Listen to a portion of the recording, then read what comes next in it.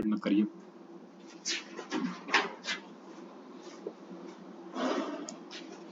Hello नमस्कार दोस्तों, स्वागत है आपका शिक्षा जंक्शन चैनल में। चलिए तो आज शुरू करते हैं यूनिट 3 सड़क सुरक्षा संबंधी जानकारी उत्तर प्रदेश राज्य के परिप्रेक्ष्य में। इसके टोटल क्वेश्चन होंगे 25 और कुल अंक होंगे 25। चलिए तो शुरू करते हैं। आज का पहला क्वेश्चन, सड़क सुरक्षा से तात्पर्य है सड़क पर यातायात दुर्घटना से सुरक्षा करना।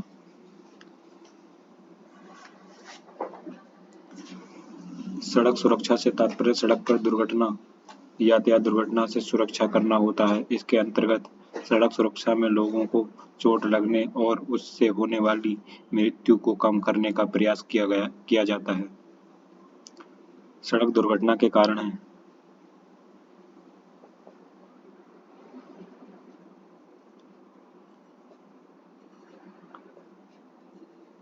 ट्रैफिक लाइट का पालन न करना, शराब पीकर वाहन चलाना, मोबाइल फोन प्रयोग करना, उपरोक्त सभी।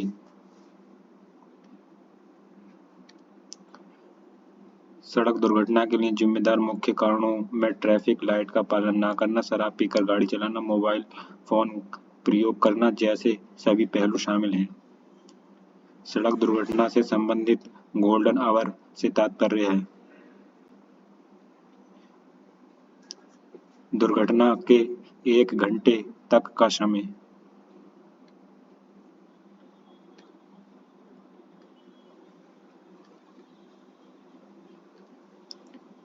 किसी भी सड़क दुर्घटना के पश्चात 1 घंटे जिसमें पीड़ित को अस्पताल पहुंचाकर आपातकालीन चिकित्सा के द्वारा उसकी जान बचाई जा सकती है। इस 1 घंटे के समय को गोल्डन आवर कहा जाता है। इस दौरान इलाज शुरू होने से जान बचाने की संभावना बढ़ जाती है। गुड सैमरिटन से तात्पर्य है दुर्घटना के पश्चात तुरंत मदद करने वाला व्यक्ति गुड सैमरिटन कहलाता है। मोटर वाहन संशोधन अधिनियम 2019 के अनुसार गुड सैमरिटन एक वह व्यक्ति होता है जो दुर्घटना के समय पीड़ित व्यक्ति को आपातकालीन चिकित्सा या गैर चिकित्सीय मदद देता है। यह मदद सद्भावना पूर्वक, स्वैच्छिक और किसी पुरस्कार की अपेक्षा के बिना होनी चाहिए। मोटर वाहन संशोधन अधिनियम 2019 के अनुसार सीट बेल्ट नहीं पहनने पर कितना जुर्माना लगाने का प्रावधान है? 1000 रुपये। सीट बेल्ट नहीं लगाने पर मोटर वाहन संशोधन अधिनियम 2019 के अनुसार 1000 रुपये का जुर्माना लगाने का प्रावधान किया गया है। पहले यह 100 रुपये लगाया जाता था।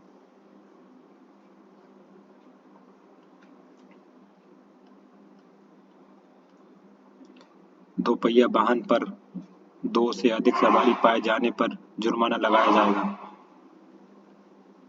1000 रुपये। दोपहिया वाहन पर 2 से अधिक सवारी पाए जाने पर 1000 रुपये का जुर्माना भरना होगा। मोटर वाहन अधिनियम 1988 में 2 से अधिक सवारी होने पर 100 रुपये जुर्माना लगाने का प्रावधान था, जिससे वर्ष 2019 में बढ़ा दिया गया है। नाबालिग द्वारा गाड़ी चलाने पर कितने रुपए का जुर्माना भरना पड़ेगा? 25,000 रुपये। नाबालिग द्वारा गाड़ी चलाने पर मोटर वाहन अधिनियम 2019 के अनुसार 25,000 रुपये तक का चालान करने का प्रावधान है। नाबालिग द्वारा गाड़ी चलाने पर मोटर वाहन अधिनियम 1982 में कितने रुपए के जुर्माने का प्रावधान था? 0 रुपये। नाबालिग द्वारा वाहन चलाने पर मोटर वाहन अधिनियम 1988 के तहत जुर्माना लगाने का प्रावधान नहीं था, जबकि मोटर वाहन संशोधन अधिनियम 2019 के अंतर्गत 25,000 रुपये जुर्माना लगाने का प्रावधान किया गया है। नाबालिग द्वारा गाड़ी चलाने पर किसे दोषी माना जाएगा? वाहन मालिक को, अभिभावकों को, दोनों को, उपयुक्त दोनों को। नाबालिग द्वारा गाड़ी चलाने पर वाहन मालिक तथा अभिभावक दोनों को दोषी माना जाएगा तथा वाहन का पंजीकरण रद्द कर देने का प्रावधान किया गया है। नाबालिग द्वारा वाहन चलाते समय पकड़े जाने पर उसे कितने वर्ष की उम्र तक लाइसेंस नहीं दिया जाएगा? 25 वर्ष की उम्र तक। नाबालिग द्वारा वाहन चलाते समय पकड़े जाने पर मोटर वाहन संशोधन अधिनियम 2019 के अनुसार 25 वर्ष की उम्र होने तक ड्राइविंग लाइसेंस प्राप्त करने से वंचित रखा जाएगा।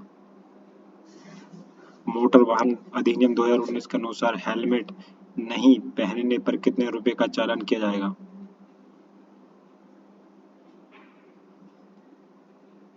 मोटर वाहन अधिनियम 2019 के तहत वाहन चलाते समय हेलमेट नहीं पहनने पर 1000 रुपए का चालान करने का प्रावधान है, जबकि मोटर वाहन अधिनियम 1988 के अंतर्गत हेलमेट नहीं पहनने पर 100 रुपए का प्रावधान था।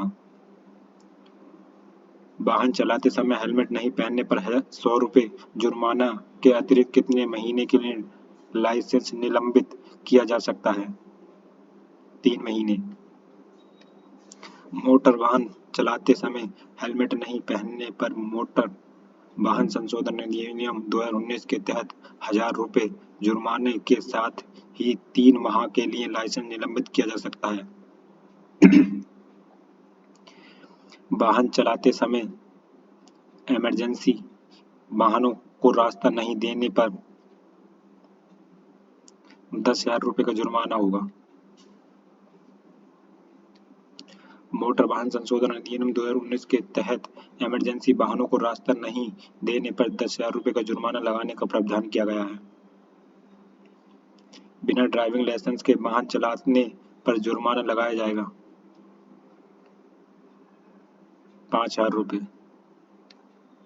बिना ड्राइविंग लाइसेंस के वाहन चलाने पर 5,000 रुपए का जुर्माना लगाने का प्रावधान मोटर वाहन अधिनियम 2019 के तहत किया गया है। ड्राइविंग लाइसेंस रद्द होने के बावजूद ड्राइविंग करने पर 10,000 रुपए एवं जुर्माना लगेगा। ड्राइविंग लाइसेंस रद्द होने के बावजूद वाहन चलाने पर मोटर वाहन अधिनियम 2019 के तहत 10,000 रुपए के जुर्माने का प्रावधान किया गया है, जबकि बिना लाइसेंस के वाहन चलाने पर 5,000 रुपए का जुर्माना लगाया जाएगा। शराब पीकर वाहन चलाने पर होगा 10,000 रुपए का जुर्माना। मोटर वाहन अधिनियम 2019 के प्रावधानों के तहत शराब पीकर वाहन चलाने पर 10,000 रुपए का जुर्माना लगाया जाएगा। इस अधिनियम से पूर्व शराब पीकर ड्राइविंग करने पर 2,000 रुपए के जुर्माने का प्रावधान है। मोटर वाहन अधिनियम 2019 के तहत वाहन ओवर स्पीड चलाने पर जुर्माना लगेगा 2,000 रुपए। मोटर वाहन अधिनियम 2019 के तहत ओवर स्पीड वाहन चलाने पर 2,000 रुपए जुर्माने का प्रावधान किया गया है, जो कि पहले 400 रुपए था।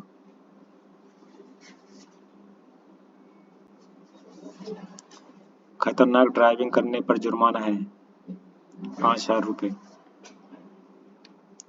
वर्तमान में खतरनाक ड्राइविंग करने पर 5,000 रुपए का जुर्माना लगाने का प्रावधान है। मोटर वाहन संशोधन अधिनियम 2019 के पूर्व खतरनाक ड्राइविंग करने पर 1,000 रुपए जुर्माने का प्रावधान है। ड्राइविंग के दौरान फोन पर बात करने पर वर्तमान में कितना जुर्माना लगाया जाएगा? 5,000 रुपए। ड्राइविंग करते समय फोन पर बात करने पर मोटर वाहन संशोधन अधिनियम 2019 के तहत 5,000 रुपए जुर्माना लगाने का प्रावधान है। बिना इंश्योरेंस के वाहन चलाने पर कितने रुपए का जुर्माना लगेगा? 2,000 रुपए। बिना इंश्योरेंस के वाहन चलाने पर मोटर वाहन संशोधन अधिनियम 2019 के तहत 2,000 रुपए का जुर्माना लगाया जाएगा। ब्राजीलिया घोषणा ब्राजीलिया डिक्लेरेशन का संबंध है सड़क सुरक्षा संबंध। ब्राजीलिया घोषणा ब्राजीलिया डिक्लेरेशन का संबंध सड़क सुरक्षा से है। ब्राजीलिया सड़क सुरक्षा घोषणा का हस्ताक्षरकर्ता भारत कब बना? 2015 में। ब्राजीलिया सड़क सुरक्षा घोषणा का हस्ताक्षरकर्ता भारत वर्ष 2015 में बना। उल्लेखनीय है कि ब्राजील की राजधानी ब्राजीलिया में 19 नवंबर 2015 को दूसरा उच्च स्तरीय सड़क सुरक्षा सम्मेलन आयोजित किया गया था। इसका यह प्रायोजक विश्व स्वास्थ्य संगठन था।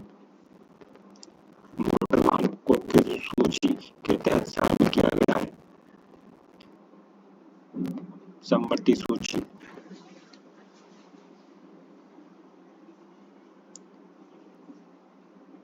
मोटर वाहन संपत्ति सूची में शामिल है। मोटर वाहन संशोधन अधिनियम 2019 के अनुसार राज्य सरकारों पर इसे लागू करने का कोई दबाव नहीं है, किंतु अगर वे इसे लागू करते हैं तो केंद्र सरकार सहयोग करेगी। वर्ष 2015 के ब्राजीलिया सड़क सुरक्षा घोषणा के अंतर्गत सड़क हादसे में होने वाली मौतों की संख्या को 2020 तक कितना करना था? वर्ष 2015 के ब्राजीलिया सड़क सुरक्षा घोषणा के अंतर्गत सड़क हादसे में होने वाली मौतों की संख्या को 2020 तक आधा करने का लक्ष्य सदस्य देशों द्वारा रखा गया था। देश के महत्वपूर्ण स्थानों पर राजधानियों को जोड़ता है राष्ट्रीय राजमार्ग। राष्ट्रीय राजमार्ग द्वारा पूरे देश के संपूर्ण स्थानों को आपस में जोड़ने का कार्य किया जाता है, जैसे स्थानों की राजधानियां, प्रमुख धर्म स्थल, महत्वपूर्ण औद्योगिक शहर इत्यादि। राष्ट्रीय राजमार्ग का निर्माण व देख रेख का कार्य किया जाता है केंद्र सरकार द्वारा। राष्ट्रीय राजमार्ग के निर्माण व मरम्मत संबंधी देखरेख का कार्य केंद्र सरकार द्वारा किया जाता है। किस राज्य के महत्वपूर्ण शहरों तथा कस्बों को आपस में जोड़ती है? राज्य राजमार्ग। ऐसी सड़कें जो किसी राज्य के महत्वपूर्ण शहरों और कस्बों को आपस में जोड़ती हैं और साथ ही उन्हें राजमार्ग से जोड़ती हैं, उन्हें राज्य राजमार्ग के नाम से जाना जाता है।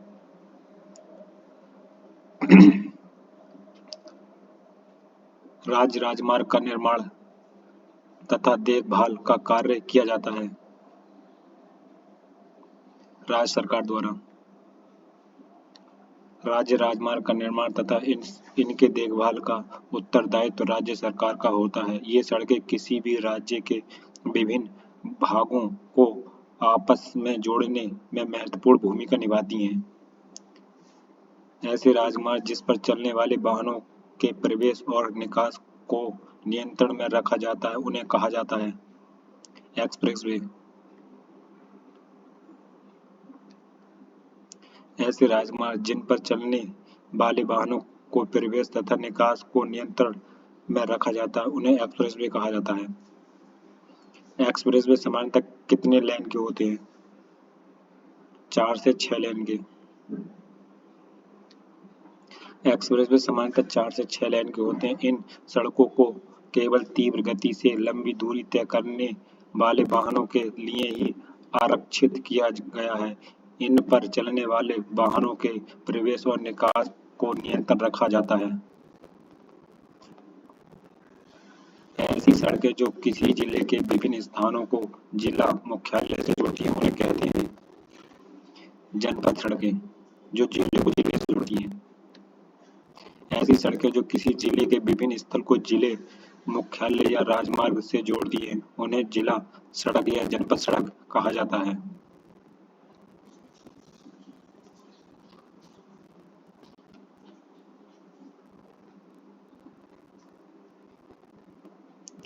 जनपद सड़कें बनाई जाती हैं जिला परिषद द्वारा।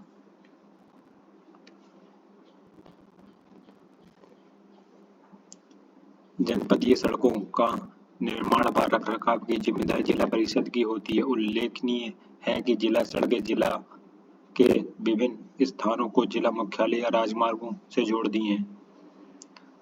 ग्रामीण सड़कों की भूमिका है गांवों को गांवों से जोड़ने से गांवों को शहर से जोड़ने में, उपयुक्त दोनों में, गांवों को गांव से और गांव को शहर से दोनों को जोड़ने में। ग्रामीण सड़कें गांव के गांवों से तथा गांव को शहरों से जोड़ने में मुख्य भूमिका निभाती हैं। भारत में दूर दराज के स्थानों को जोड़ने में ग्रामीण सड़कें महत्वपूर्ण हैं। यात्रा करते समय किन बातों का ध्यान रखना चाहिए? सदैव गति सीमा का पालन करना चाहिए, सदैव सीट बेल्ट पहनने चाहिए, नशे की हालत में वाहन न चलाएं। उपरोक्त सभी यात्रा करते समय उपरोक्त विकल्प में दिए गए सभी बातों का ध्यान रखना आवश्यक है। वाहन चालक द्वारा इंडिकेटर का प्रयोग कब किया जाना चाहिए? दाएं बाएं मुड़ते समय, लेन पंक्ति बदलते समय, गाड़ी धीमी करते समय, उपरोक्त सभी। वाहन चालक द्वारा इंडिकेटर का प्रयोग दाएं बाएं मुड़ते समय, लेन बदलते समय, गाड़ी धीमी करते समय तथा रुकने से पहले गाड़ी धीमी करते समय तथा रुकने से पहले किया जाना चाहिए। इससे यातायात दुर्घटना की संभावना कम हो जाती है। देश के सड़क नेटवर्क में ग्रामीण सड़कों का योगदान है लगभग 70%। देश के कुल सड़क नेटवर्क में ग्रामीण सड़कों की हिस्सेदारी लगभग 70% है। ग्रामीण सड़कों की हिस्सेदारी लगभग 70% है। भारतीय राष्ट्रीय राजमार्ग प्राधिकरण द्वारा किसका निर्माण किया जाता है? राष्ट्रीय राजमार्ग का। भारतीय राष्ट्रीय राजमार्ग प्राधिकरण द्वारा राष्ट्रीय राजमार्ग का निर्माण, देखरेख तथा उन्नयन किया जाता है। भारतीय राष्ट्रीय राजमार्ग प्राधिकरण भारत सरकार के परिवहन तथा राजमार्ग मंत्रालय के अधीन कार्य करता है। सीमांत सड़कों का निर्माण कौन करता है? सीमांत सड़कों का निर्माण सीमा सड़क संगठन BRO द्वारा किया जाता है। सामरिक तथा राजनीतिक दृष्टिकोण से समवर्ती सड़कें महत्वपूर्ण होती हैं। BRO का full form border road organization. सीमा सड़क सुरक्षा BRO किस मंत्रालय के अंतर्गत कार्य करता है? रक्षा मंत्रालय के अंतर्गत। सीमा सड़क संगठन बॉर्डर रोड ऑर्गेनाइजेशन रक्षा मंत्रालय के अधीन कार्य करता है। यह भारत के सीमावर्ती क्षेत्र और मित्रवत पड़ोसी देशों में सड़क नेटवर्क का विकास और रखरखाव करता है। यात्रियों को ले जाने वाले मोटर वाहन जिसमें चालक की सीट के अलावा 8 से अधिक सीटें नहीं होती हैं, इनकी एक्सप्रेसवे पर अधिकतम गति तय की गई है 120 किलोमीटर प्रति घंटा। M श्रेणी के वाहन जिसमें चालक की सीट के अलावा 8 से अधिक सीटें नहीं होती, ऐसे वाहन के लिए एक्सप्रेसवे पर 120 किलोमीटर प्रति घंटा की अधिकतम गति तय की गई है। यात्रियों को ले जाने के लिए उपयोग किए जाने वाले मोटर वाहन 9 या अधिक सीटें होती हैं, इनके लिए एक्सप्रेसवे पर अधिकतम गति निर्धारित है 100 किलोमीटर प्रति घंटा। यात्री को ले जाने के लिए उपयोग किए जाने वाले मोटर वाहन जिसमें वाहन की सीटों के अलावा 9 या अधिक सीटें होती हैं अर्थात M2 व M3 श्रेणी के वाहन के लिए एक्सप्रेसवे पर अधिकतम गति सीमा 100 किलोमीटर प्रति घंटा निर्धारित की गई है। माल ढुलाई के लिए उपयोग किए जाने वाले वाहनों हेतु एक्सप्रेसवे पर अधिकतम गति सीमा निर्धारित है 80 किलोमीटर प्रति घंटा। माल ढुलाई के लिए उपयोग किए जाने वाले वाहन अर्थात सभी N श्रेणी के वाहन हेतु एक्सप्रेसवे पर अधिकतम गति सीमा 80 किलोमीटर प्रति घंटा निर्धारित की गई है।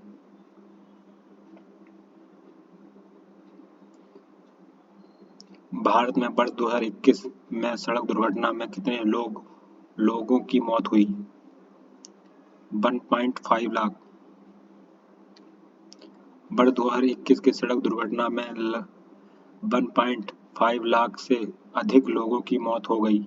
यह प्रवृत्ति कई वर्षों से बनी हुई है। राष्ट्रीय अपराध रिकॉर्ड ब्यूरो NCRB के 2021 के आंकड़ों के अनुसार नशीली दवाओं शराब के प्रभाव में गाड़ी चलाने से दुर्घटनाओं में 1.9 मौतें हुई।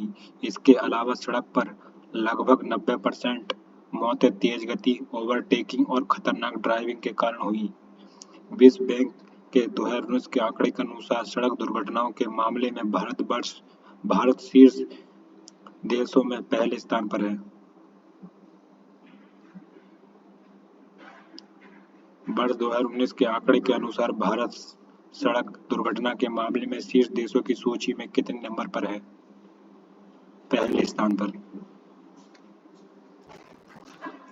विश्व बैंक के 2019 के आंकड़े के अनुसार सड़क दुर्घटना के मामले में शीर्ष 20 देशों में भारत पहले स्थान पर है। राष्ट्रीय राजमार्ग एवं परिवहन मंत्रालय के आंकड़ों के अनुसार 2021 में भारत में सड़क दुर्घटना में हर साल 1.5 लाख लोग मारे जाते हैं।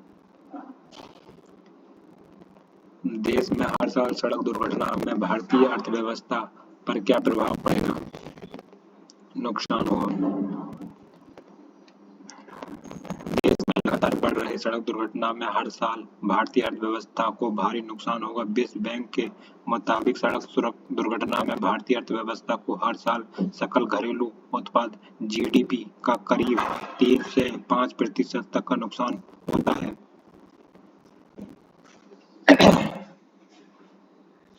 ड्राइवर लाइसेंस को जारी करने के लिए सक्षम है जिला क्षेत्रीय परिवहन कार्यालय। ड्राइवर लाइसेंस जारी करने के लिए जिला क्षेत्रीय परिवहन कार्यालय को प्राधिकृत किया गया है। जब आप एक स्कूल के पास गाड़ी चला रहे हों तो आपको क्या करना चाहिए? अपनी गति कम करें। स्कूल के पास गाड़ी चलाते समय अपनी गति धीमी कर लेनी चाहिए, ना कि तेज वाहन चलाएं या लगातार हॉर्न बजाएं। निम्न में से किस प्रकार के वाहनों के लिए बाधा मुक्त मार्ग उपलब्ध कराया जाना चाहिए? फायर सर्विस वाहन और एम्बुलेंस के लिए बाधा मुक्त मार्ग उपलब्ध कराना चाहिए। फायर सर्विस वाहन और एम्बुलेंस के लिए बाधा मुक्त मार्ग उपलब्ध कराया जाना चाहिए। आप रात के समय एक अंधेरी सड़क पर गाड़ी चला रहे हैं, सामने किसी अन्य वाहन को देखेंगे तो आप क्या करेंगे? लो बीम हेडलाइट को चालू करेंगे। रात को गाड़ी चलाते समय सामने किसी अन्य वाहन को देखने पर लो बीम हेडलाइट को चालू करेंगे। आप किसी वाहन को ओवरटेक कर सकते हैं। वाहन के दाईं ओर से।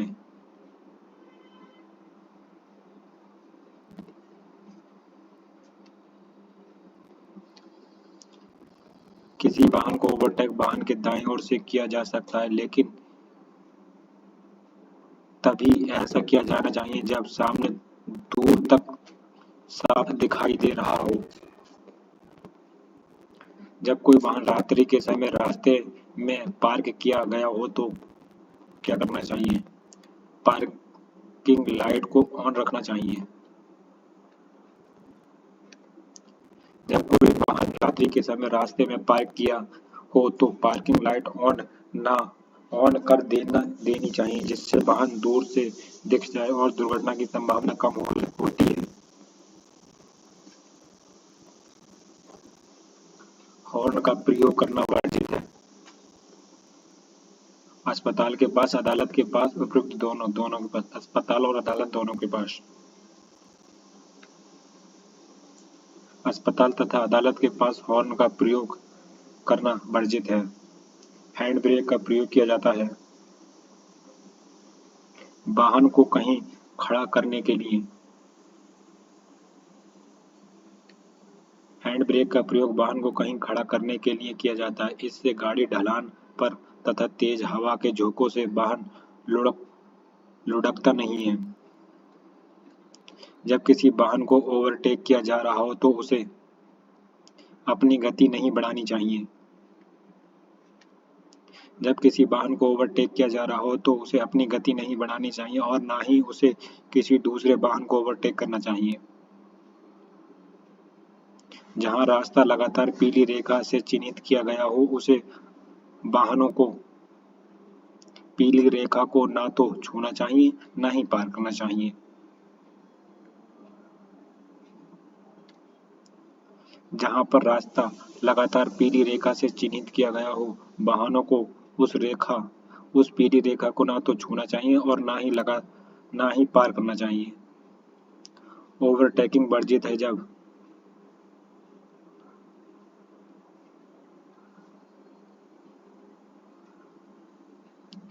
ओवरटेकिंग उस दौरान नहीं करनी चाहिए जब वाहन खड़ी चढ़ाई पर हो। अन्य विकल्प में दिए गए परिस्थितियों में आवश्यकतानुसार ओवरटेकिंग की जा सकती है। यदि वाहन दुर्घटना में कोई व्यक्ति घायल हो जाता है तो घायल व्यक्ति को तत्काल चिकित्सा के लिए मदद पहुंचाना तथा पुलिस को सूचित करना। यदि वाहन दुर्घटना में कोई व्यक्ति घायल हो जाता है तो घायल व्यक्ति को तत्काल चिकित्सा के लिए मदद पहुंचाना तथा पुलिस को सूचित करना चाहिए।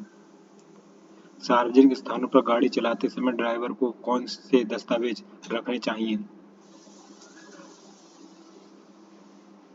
Registration certificate, insurance certificate, tax token तथा ड्राइविंग लाइसेंस। उपरोक्त सभी।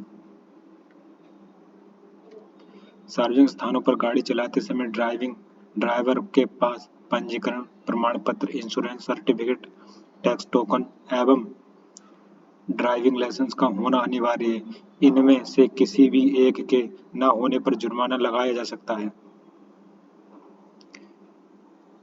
सभी मोटर वाहन का बीमा होना चाहिए थर्ड पार्टी बीमा से। सभी मोटर वाहन के धारक पास थर्ड पार्टी बीमा का होना अनिवार्य है, अन्यथा यह जुर्माना का भागीदारी होगा। वाहन की पीयूसीसी प्रदूषण नियंत्रण प्रमाण पत्र की अवधि होती है 6 माह। वाहन की पीयूसीसी प्रदूषण नियंत्रण प्रमाण पत्र की अवधि 6 माह निर्धारित होती है। बिना गियर की मोटरसाइकिल चलाने पर लाइसेंस प्राप्त करने की न्यूनतम उम्र है 16 वर्ष। बिना गियर की मोटरसाइकिल चलाने पर लाइसेंस प्राप्त करने की न्यूनतम उम्र 16 वर्ष निर्धारित की गई है। पार्किंग कहाँ प्रतिबंधित है? पगडंडी पर। किसी भी पगडंडी पर वाहन खड़ा करने से मार्ग बंधित हो जाता है, इसलिए पगडंडी पर वाहन पार्किंग नहीं की जानी चाहिए, जबकि अन्य तरह के सड़कों पर वाहन खड़ा करने की अनुमति होती है। तुरंत कुछ विशेष जगहों पर पार्किंग पर प्रतिबंध भी लगाया जा सकता है। जब आप आगे स्कूल के लिए साइन देखते हैं तो आपको चाहिए कि धीमे चलें और सावधानी से आगे बढ़ें। आगे स्कूल का साइन देखने के पश्चात वाहन धीमा और सावधानी से चलना चाहिए। रियर व्यू मिरर का उपयोग किया जाता है पीछे से आ रही ट्रैफिक देखने के लिए। रियर व्यू मिरर का उपयोग पीछे से आ रहे ट्रैफिक को देखने के लिए होता है। रियर में मिरर में देखकर पीछे की गाड़ियों को पास देने तथा आगे चल रही गाड़ियों को पास लेने में मदद मिलती है, जिससे दुर्घटना की संभावना कम होती है। वाहन का लेन बदलने तथा मुड़ते समय पीछे देखने में रियर व्यू मिरर महत्वपूर्ण होता है। ओवरटेकिंग कब निषेध है? जब सड़कें फिसलन भरी हों, जब आने वाले यातायात के लिए खतरा हो, जब ओवरटेकिंग करने के लिए कोई जगह न हो। उपरोक्त सभी परिस्थितियों में ओवरटेकिंग निषेध है। उपरोक्त सभी परिस्थितियों में ओवरटेकिंग करना निषेध होता है। ऐसी परिस्थितियों में ओवरटेकिंग करने पर दुर्घटना होने की संभावना बढ़ जाती है। मोबाइल फोन का उपयोग कब नहीं किया जाना चाहिए? वाहन चलाते समय मोबाइल फोन का उपयोग नहीं करना चाहिए। वाहन चलाते समय मोबाइल फोन का उपयोग नहीं करना चाहिए, इससे चालक का ध्यान भटक जाता है तथा दुर्घटना की संभावना बढ़ जाती है।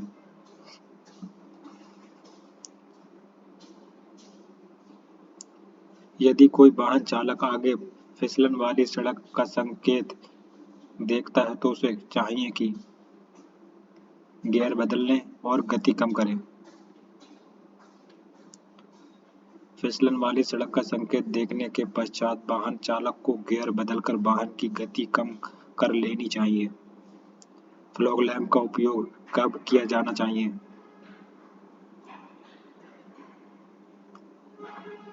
जब धुआं तथा कोहरे हो। फॉग लैंप का उपयोग धुआं तथा कोहरे छाने की स्थिति में किया जाता है। धुआं या कोहरे की दृश्यता कम हो जाती है। ऐसी स्थिति में फॉग लैंप जला देने से वाहन दूर से भी देख जाता है।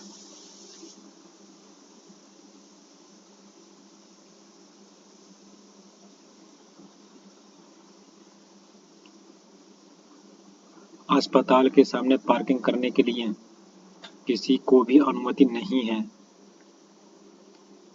अस्पताल के सामने पार्किंग सभी के लिए निषेध है। सामने पार्किंग के वजह से अस्पताल का रास्ता तथा प्रवेश द्वार अवरुद्ध हो सकता है। ऐसी स्थिति में मरीजों तथा एम्बुलेंसों के आवागमन में बाधा उत्पन्न होने की संभावना बनी रहती है। भारत में 4 पहिया वाहनों की स्टीयरिंग होती है दाएं तरफ। भारत में 4 पहिए वाहनों की स्टीयरिंग दाएं तरफ होती है, जबकि अमेरिका में ये बाएं तरफ होती है। यदि कोई वाहन रात के समय सड़क किनारे खड़ा है तो वाहन लॉक होना चाहिए, पार्किंग लाइट ऑन होनी चाहिए, त्रिभुज पार्किंग का ध्वज लगा होना चाहिए। उपरोक्त सभी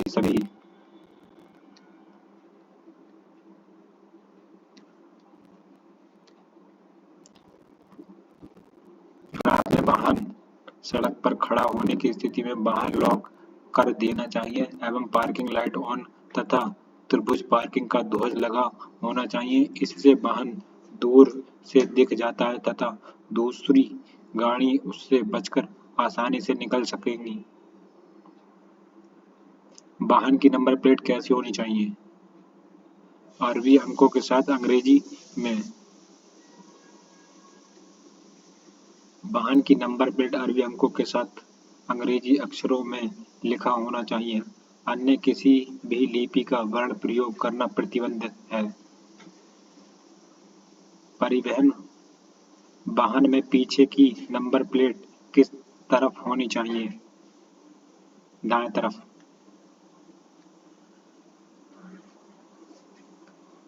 परिवहन वाहन में पीछे की नंबर प्लेट दाएं तरफ होनी चाहिए। इसके साथ ही यह नंबर प्लेट जमीन से 1 मीटर ऊंचाई पर लगा होना आवश्यक है।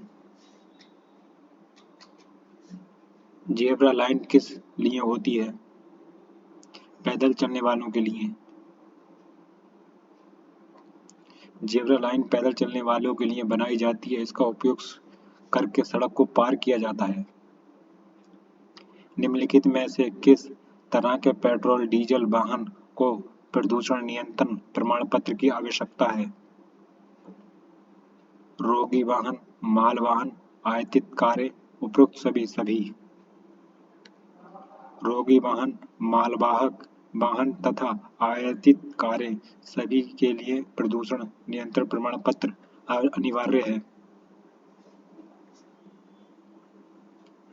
यदि आप जेब्रा क्रॉसिंग के पास हैं और सड़क पार करने के लिए पैदल यात्री इंतजार कर रहे हैं तो आपको चाहिए कि वाहन रोकें और तब तक प्रतीक्षा करें जब तक कि यात्री पार न हो जाएं।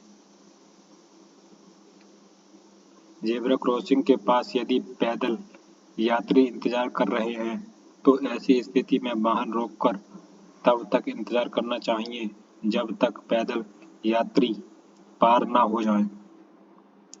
किसी भी वाहन में कितनी नंबर प्लेट होनी चाहिए? 2। वाहन रजिस्ट्रेशन प्लेट या नंबर प्लेट संबंधी राज्य के क्षेत्रीय परिवहन कार्यालय आरटीओ द्वारा जारी किया जाता है। इसे वाहन के आगे तथा पीछे के हिस्से में लगे ऐसे लगाने को कहा जाता है कि ताकि वह साफ साफ दिखाई दे। भारत में कुल कितने प्रकार के नंबर प्लेट जारी किए जाते हैं? 8 प्रकार के। भारत में कुल 8 अलग अलग तरह के नंबर प्लेट जारी किए जाते हैं जो निम्न प्रकार से हैं। सफेद नंबर प्लेट, पीला नंबर प्लेट, हरा नंबर प्लेट, लाल नंबर प्लेट, नीला नंबर प्लेट, काला नंबर प्लेट। ऊपर की ओर इशारा करते हुए तीर वाला नंबर की प्लेट, भारत के प्रतीक के साथ लाल रंग का नंबर प्लेट। सफेद नंबर प्लेट जारी किया जाता है निजी वाहन के लिए। काले अक्षर वाला सफेद नंबर प्लेट वाहन रजिस्ट्रेशन का सबसे सामान्य प्रकार है। इसका उपयोग निजी वाहनों के लिए होता है, न कि व्यावसायिक वाहनों हेतु। पीला नंबर प्लेट उपयोग किया जाता है सैन्य वाहनों में, व्यावसायिक वाहनों में यानी कॉमर्शियल वाहनों में। पीला नंबर प्लेट का उपयोग व्यावसायिक वाहनों में किया जाता है। ऐसे वाहन चलाने के लिए ड्राइवर के पास कॉमर्शियल ड्राइविंग परमिट होना चाहिए।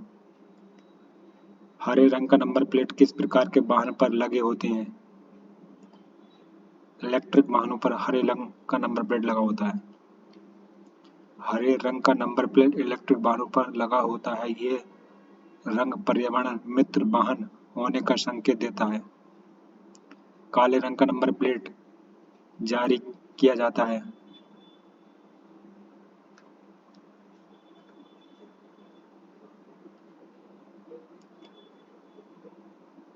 व्यवसायी लग्जरी वाहन जिसे किसी टोल द्वारा किराए के चालक के माध्यम से चलाया जाता है। ऐसे वाहन को नंबर प्लेट काले होते हैं जिसे पीले अक्षर में लिखा जाता है। लाल रंग का नंबर प्लेट किससे जारी किया जाता है? बिल्कुल नई कार को। लाल रंग की नंबर प्लेट पर सफेद लाल न्यूमेरिक नंबर लिखे होते हैं। इसका इस्तेमाल बिल्कुल नई कार पर किया जाता है। इसे आरटीओ द्वारा जारी नहीं किया जाता, बल्कि वाहन निर्माता या विक्रेता द्वारा किया जाता है। भारत के प्रतीक के साथ लाल रंग का नंबर प्लेट किसके वाहन पर लगा होता है?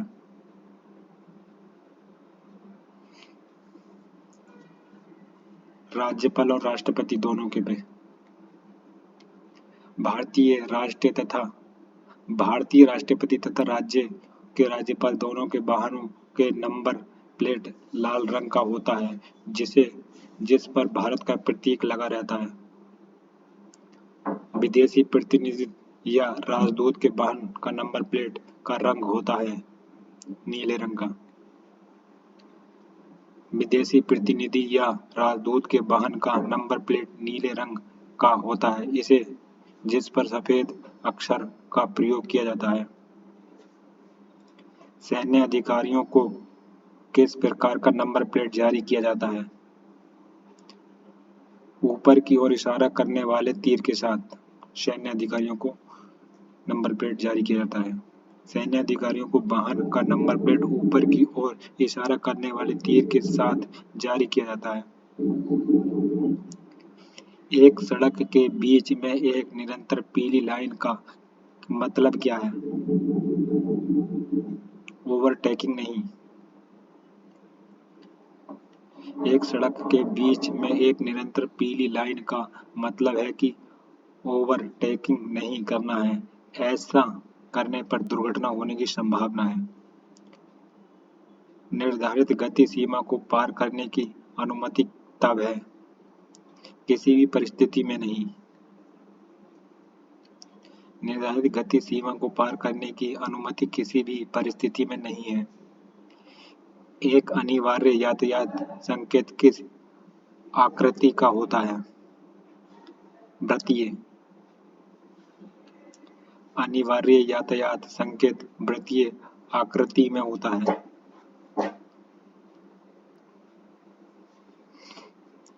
लाल रंग की सीमा और दो लाल विकर्ण रेखाओं के साथ एक गोलाकार नीला चिन्ह, जिसका अर्थ है बिना रुके चलिए।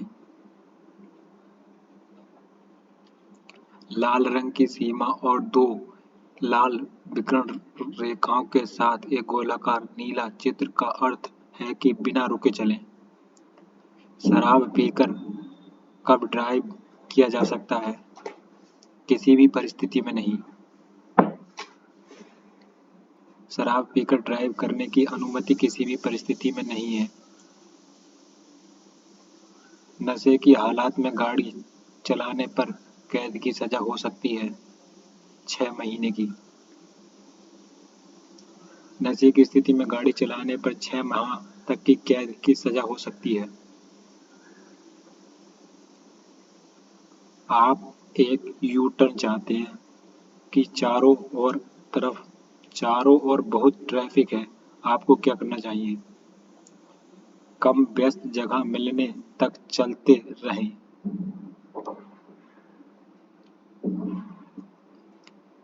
एक व्यस्त जगह मिलने पर तक वाहन चलते रहें, बीच में वाहन ना रोकें और ना ही व्यस्त जगह पर यू टर्न लें, इससे यातायात बाधित हो सकता है।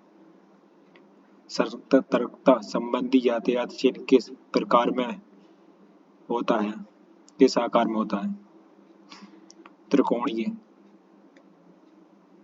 सतर्कता संबंधी यातायात चिन्ह त्रिकोणीय आकार में होता है। वाहन में ईंधन भरते समय क्या नहीं करना चाहिए? सिगरेट नहीं पीना चाहिए। वाहन में ईंधन भरते समय सिगरेट नहीं पीना चाहिए। किसी राज्य द्वारा जारी ड्राइविंग लाइसेंस उपयोग के लिए वैध है? भारत में कहीं भी। राज्य द्वारा जारी ड्राइविंग लाइसेंस का उपयोग पूरे देश भर में किया जा सकता है। यदि कोई एम्बुलेंस या फायर सर्विस वाहन के पीछे से आता हुआ प्रतीत हो तो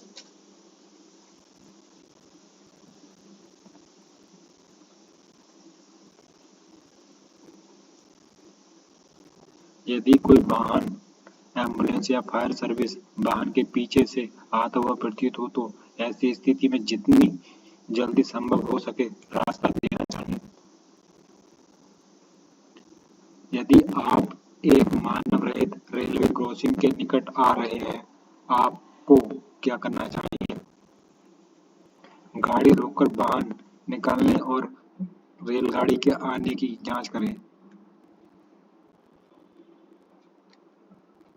मानव रहित क्रॉसिंग के निकट पहुंचने पर गाड़ी रोककर बाहर निकलें तथा रेलगाड़ी के आने की जांच करें। जब सुनिश्चित हो जाए कि दूर तक रेलगाड़ी आती नहीं दिख रही है, तब क्रॉसिंग को पार करें।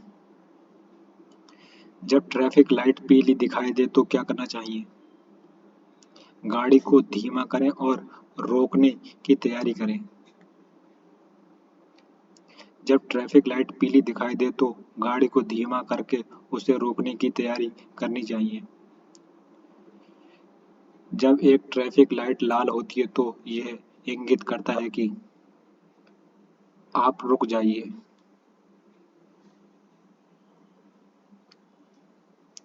ट्रैफिक लाइट लाल होने का संकेत है कि आप वाहन तुरंत रोक दें।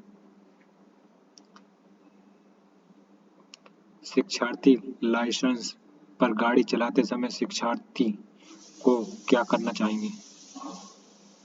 एक पूर्ण लाइसेंस धारक के साथ रहकर ड्राइविंग करें। एक पूर्ण लाइसेंस धारक के साथ रहकर शिक्षार्थी को गाड़ी चलानी चाहिए। उल्लेखनीय है कि शिक्षार्थी लाइसेंस की अवधि 6 माह तक होती है। जब कोई अंधा व्यक्ति सड़क पार कर रहा हो, रुक जाएं, पहले उसे सड़क पार हो जाने दें। जब कोई अंधा व्यक्ति सड़क पार कर रहा हो तो रुक जाएं, जब वह सड़क पार हो जाए तो आगे बढ़ें। वाहन को ढलान की तरफ पार करते समय पहिए कैसे सेट करना चाहिए? सड़क सुरक्षा या किनारे की ओर मोड़कर। वाहन को ढलान की तरफ पार करते समय पहिया सड़क के किनारे की ओर मोड़कर सेट करना चाहिए। गाड़ी पार्क करने के लिए केवल फुटपाथ खाली देख रहा है, ऐसी परिस्थितियों में आप क्या करेंगे? जब तक आपको उपयुक्त स्थान नहीं मिल जाता तब तक ड्राइव करें। जब आप वाहन चला रहे हों और पार्क करने के लिए केवल फुटपाथ दिख रहा हो तो ऐसी परिस्थिति में उपयुक्त स्थान मिलने तक ड्राइव करना चाहिए। फुटपाथ पर अनुचित स्थान पर खड़ा करने से यातायात बाधित हो सकता है।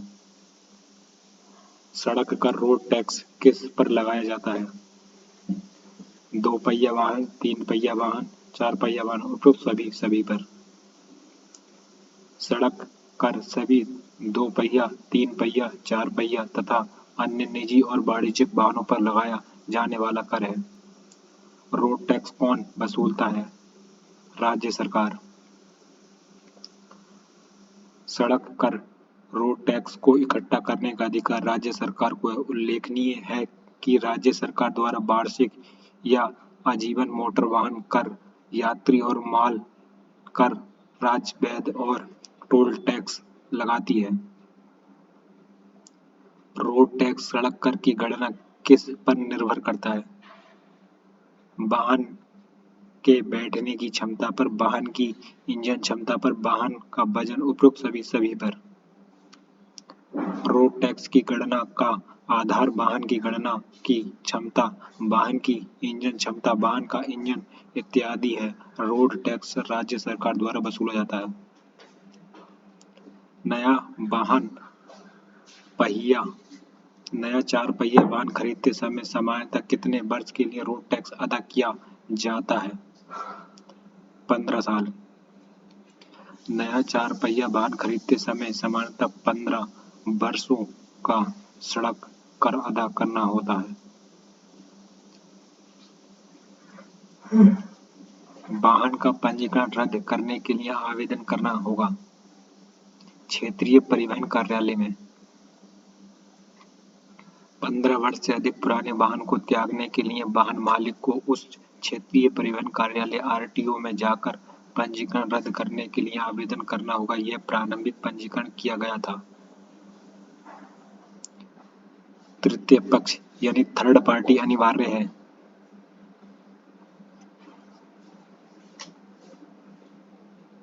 दो पहिया, 3 पहिया, 4 पहिया तथा अन्य वाणिज्यिक वाहनों को थर्ड पार्टी यानी तृतीय पक्ष बीमा कराना अनिवार्य है। थर्ड पार्टी इंश्योरेंस से किसे सुरक्षा मिलती है? अन्य दूसरा व्यक्ति जिसका नुकसान हुआ है।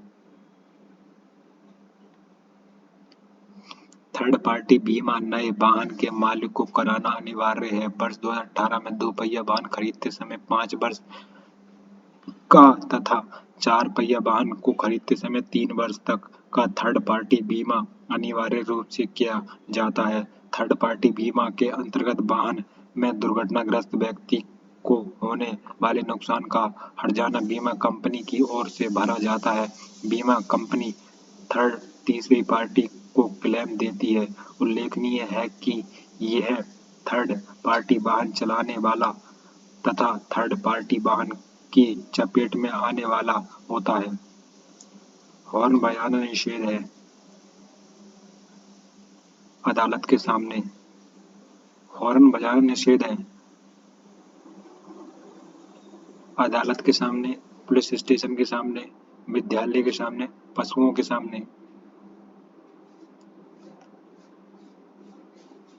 अदालत के सामने भी निषेध है, विद्यालय के सामने भी निषेध है, पुलिस स्टेशन के सामने भी निषेध है। पशुओं के सामने तो नहीं हो सकता। पशुओं के सामने, इसमें ये ऑप्शन गलत दे रखा है। अदालत के सामने हॉर्न बजाना वर्जित है। विद्यालय के सामने भी तो वर्जित होगा ना, और पुलिस स्टेशन के सामने भी वर्जित होगा, इसलिए ऑप्शन डी पशुओं के सामने निषेध है। हॉर्न बजाना निषेध है विद्यालय के सामने भी और अदालत के सामने भी, पुलिस स्टेशन के सामने भी। इन तीनों के सामने निषेध है, ना कि सिर्फ अदालत के सामने। यहाँ पे होता हॉर्न बजाना निषेध नहीं है पशुओं के सामने। सैनिकों की टुकड़ी आपके आगे सड़क पर मार्च कर रही है, आपको क्या करना चाहिए? धीमी गति से वाहन चलाएं। जब सैनिकों की टुकड़ी आगे सड़क पर मार्च कर रही है तो ऐसी स्थिति में धीमी गति से वाहन चलाना चाहिए। पहाड़ी सड़कों पर निम्नलिखित में से किस वाहन को पहले जाने की अनुमति है? ऊपर की ओर जाने वाले वाहन को। पहाड़ी सड़कों पर ऊपर की ओर जाने वाले वाहनों को पहले जाने की अनुमति है। बाएं मुड़ने के लिए हाथ का संकेत क्या है? दाहिने भुजा को एक घड़ी की विपरीत दिशा में घुमाएं। बाएं मुड़ने के लिए दाहिनी भुजा को एक घड़ी की विपरीत दिशा में घुमाया जाता है। निम्न में से किस कारण से पुलिस अधिकारी वाहन को जब्त कर सकते हैं? यदि आपके पास वैध पंजीकरण नहीं है तब। यदि वाहन चालक के पास वैध पंजीकरण दस्तावेज नहीं है तो पुलिस अधिकारी वाहन को जब्त कर सकते हैं। यदि आपके वाहन का टायर फट जाता है तो आपको निम्न में से क्या नहीं करना चाहिए?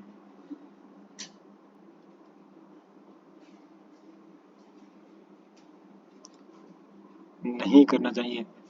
धीरे से ब्रेक लगाना चाहिए, ये तो लगाना चाहिए। स्टीयरिंग व्हील को मजबूती से पकड़े, ये तो करना चाहिए ना, मजबूती से तो पकड़ना चाहिए ना। एक्सेलरेटर पेडल को खूब तेज दबाएं, ये नहीं करना चाहिए। ये इसमें गलत है। कि पहले भी एक मैंने एक सेट कराया था तो उसमें एक भाई ने कमेंट करा था तो वो सही था, इसमें भी यही ठीक है।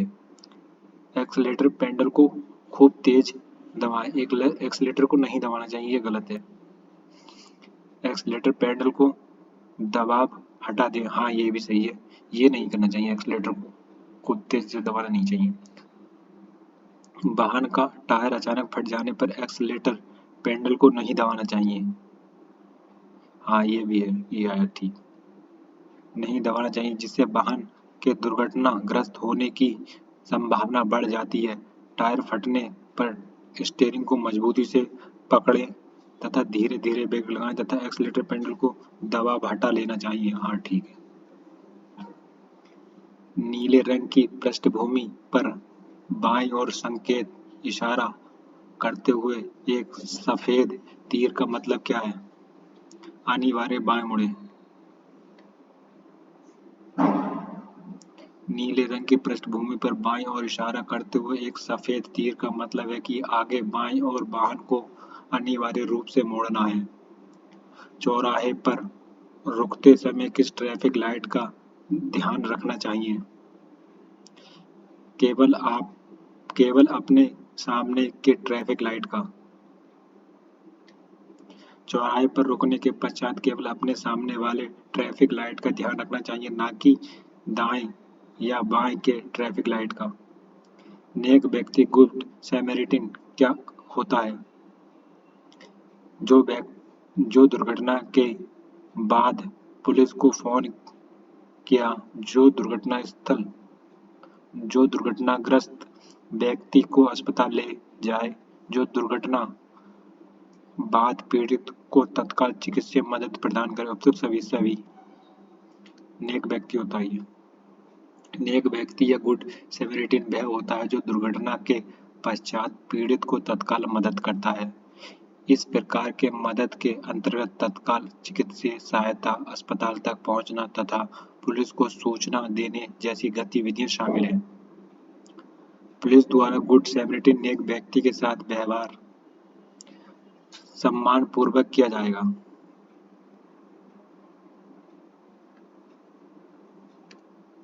गुड सैमरिटन नेक व्यक्ति के साथ पुलिस द्वारा सम्मानपूर्वक व्यवहार किया जाएगा। इसके साथ सम्मानपूर्वक राष्ट्रीयता, लैंगिकता इत्यादि के आधार पर भेदभाव नहीं किया जाना चाहिए।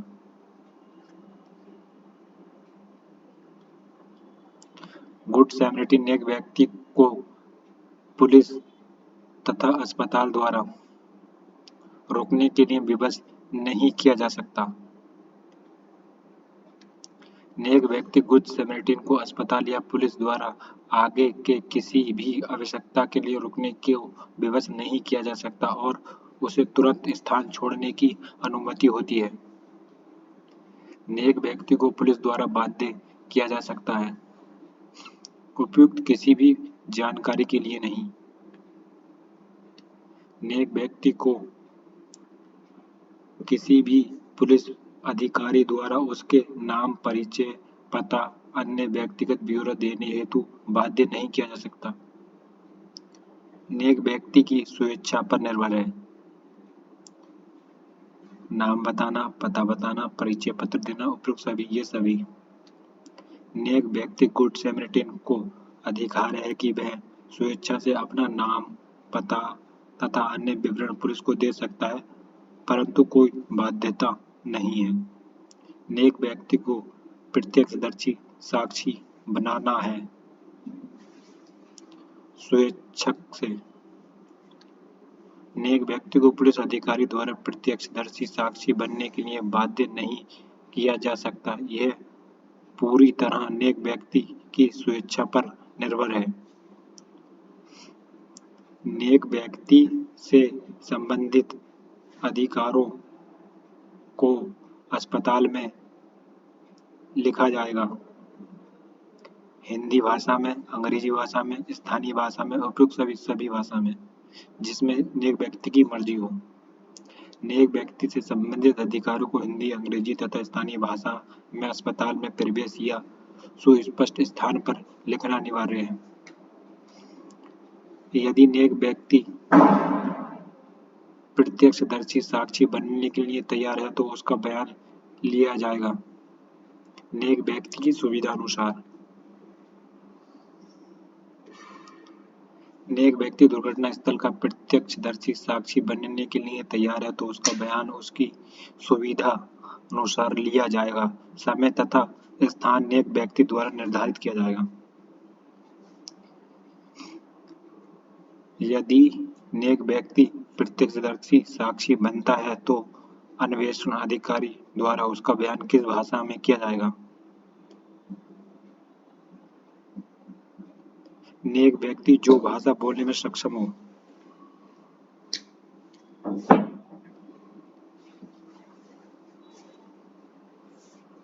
नेक व्यक्ति द्वारा बयान देते समय अन्वेषण अधिकारी की भाषा तथा स्थानीय भाषा के अतिरिक्त अन्य भाषा का प्रयोग करने पर दुभाषियों की मदद ली जा सकती है, अर्थात बयान नेक व्यक्ति की भाषा में लिया जाएगा जिससे कार्यालयीय भाषा में अनुदित कार्य किया जा सकता है। पुलिस अधिकारी द्वारा नेक व्यक्ति से पूछताछ कितनी बार में पूरा करना चाहिए। एक बार में। पुलिस अधिकारी द्वारा नेक व्यक्ति से पूछताछ की प्रक्रिया को एक ही बार में पूर्ण करना चाहिए जिससे कि नेक व्यक्ति को किसी प्रकार की असुविधा न हो। दुर्घटना स्थल पीड़ित व्यक्ति को अस्पताल पहुंचाने वाला व्यक्ति निम्न में से किसके बाध्य है।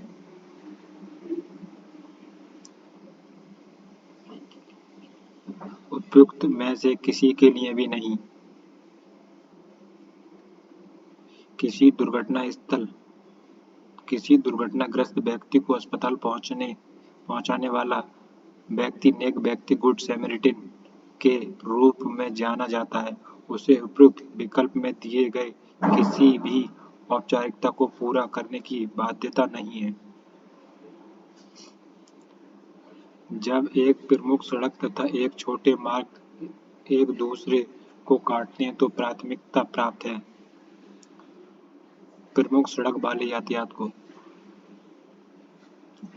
जब एक प्रमुख सड़क तथा छोटे मार्ग एक दूसरे को काटते हैं तो प्रमुख सड़क वाले यातायात को प्राथमिकता प्राप्त है। हॉर्न प्रयोग करने का एकमात्र स्वीकार्य कारण है दूसरे को चेतावनी देने के लिए। हॉर्न प्रयोग करने का एकमात्र स्वीकार्य कारण दूसरे को सतर्क करना है, अन्य कोई भी कारण से हॉर्न बजाना निषेध है। 6 लेन हाईवे पर सामान्यतः ड्राइविंग के लिए किस लेन का उपयोग करना चाहिए। केंद्रीय लेन का। 6 लेन हाईवे पर समांतर ड्राइविंग के लिए केंद्रीय लेन का प्रयोग करना चाहिए। लाल रंग की सीमा के साथ एक गोलाकार सड़क चिन्ह आमतौर पर क्या संकेत करता है? निषेध। लाल रंग की सीमा के साथ एक गोलाकार सड़क चिन्ह आमतौर पर रोक निषेध को प्रकट करता है।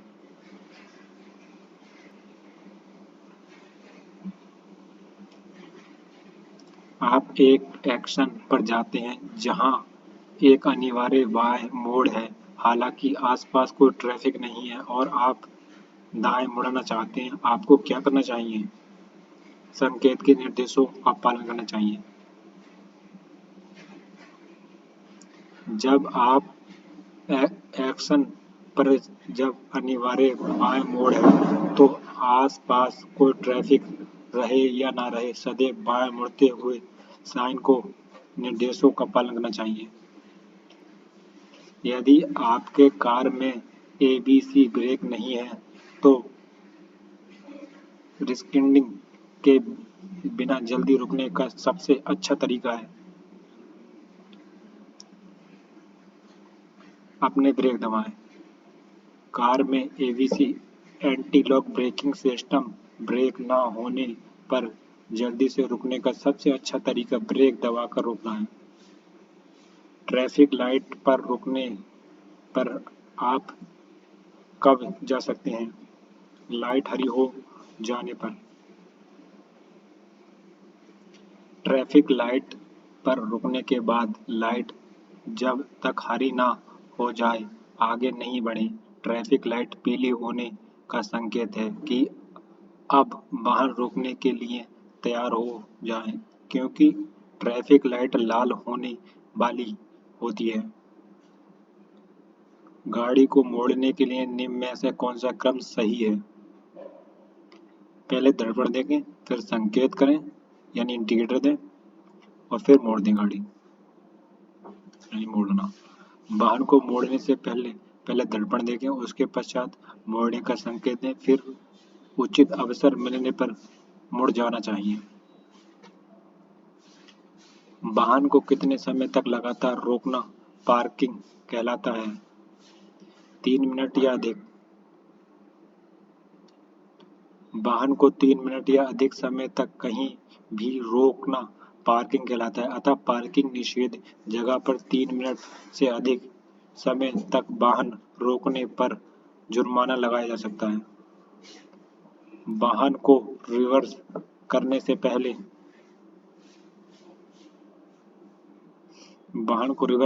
पहले वाहन के पीछे जांच कर लेना चाहिए, क्योंकि केवल मिरर में देखने से पीछे के भाग को सटीक जानकारी नहीं मिल पाती। वाहन को रोकने का सुरक्षित तरीका क्या है?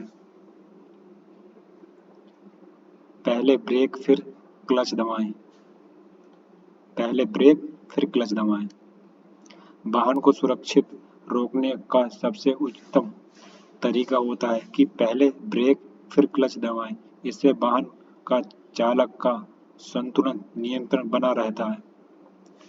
दुर्घटना की स्थिति में मुआवजे के दावे के लिए कहाँ आवेदन करना चाहिए? दुर्घटना दावा प्राधिकरण। दुर्घटना दावा अधिकरण। दुर्घटना की स्थिति में दुर्घटना का दावा अधिकरण में आवेदन करने की क्षतिपूर्ति राशि जारी की जाती है। हैंड ब्रेक का उपयोग किया जाता है। ढलान पर उतरने के लिए हैंड ब्रेक का उपयोग वाहन को पार करने हेतु किया जाता है। हैंड ब्रेक न लगने से वाहन ढाल पर लुढ़कता नहीं, इसके साथ ही किसी तरह का धक्का लगने या तेज हवा के दबाव में कभी स्थानीय रूप में खड़ा रहता है। भारत में मोटर वाहनों के लिए बनाए गए नियम और कानून किस अधिनियम के तहत है? मोटर वाहन संशोधन अधिनियम 2019। भारत में मोटर वाहनों के लिए बनाए गए नियम और कानून मोटर वाहन संशोधन अधिनियम 2019 के तहत कानून तहत लागू है। यह अधिनियम मोटर वाहन अधिनियम 1988 में संशोधन करके नियमित किए गए हैं। आरटीओ फॉर्म नंबर 2 का उपयोग होता है लर्निंग लाइसेंस के आवेदन के लिए। आरटीओ क्षेत्रीय परिवहन कार्यालय फॉर्म नंबर 2 का उपयोग लर्निंग लाइसेंस के आवेदन के लिए किया जाता है। ऐसी सड़क जो बनवे है उस पर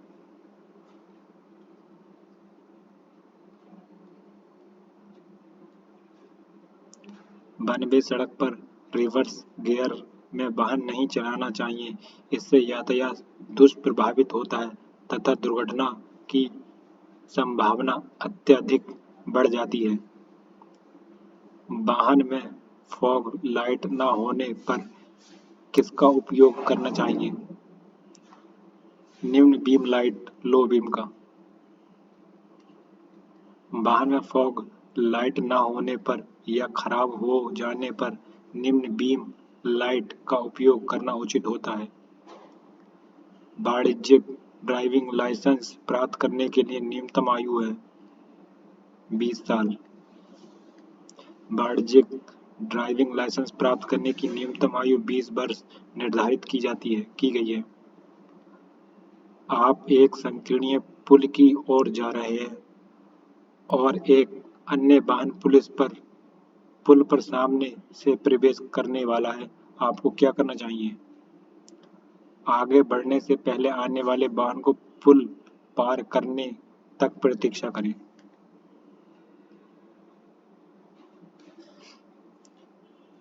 संकीर्ण पुल पर आगे बढ़ने से पहले पुल पर सामने से प्रवेश करने वाले वाहन को पुल पार करने तक प्रतीक्षा करनी चाहिए। भारत में प्रति वर्ष लगभग कितने लोग सड़क दुर्घटना में मर जाते हैं?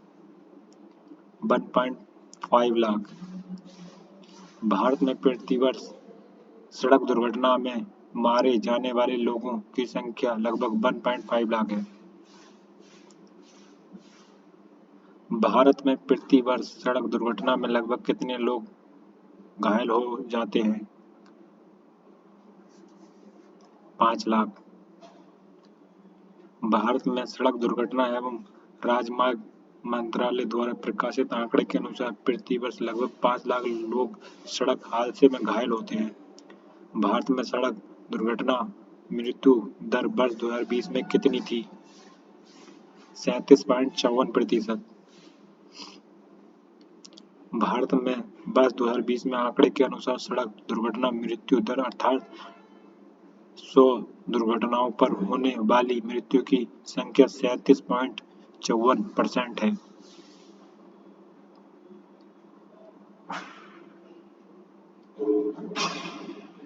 वर्ष 2020 में पिछले वर्ष की तुलना में सड़क दुर्घटना में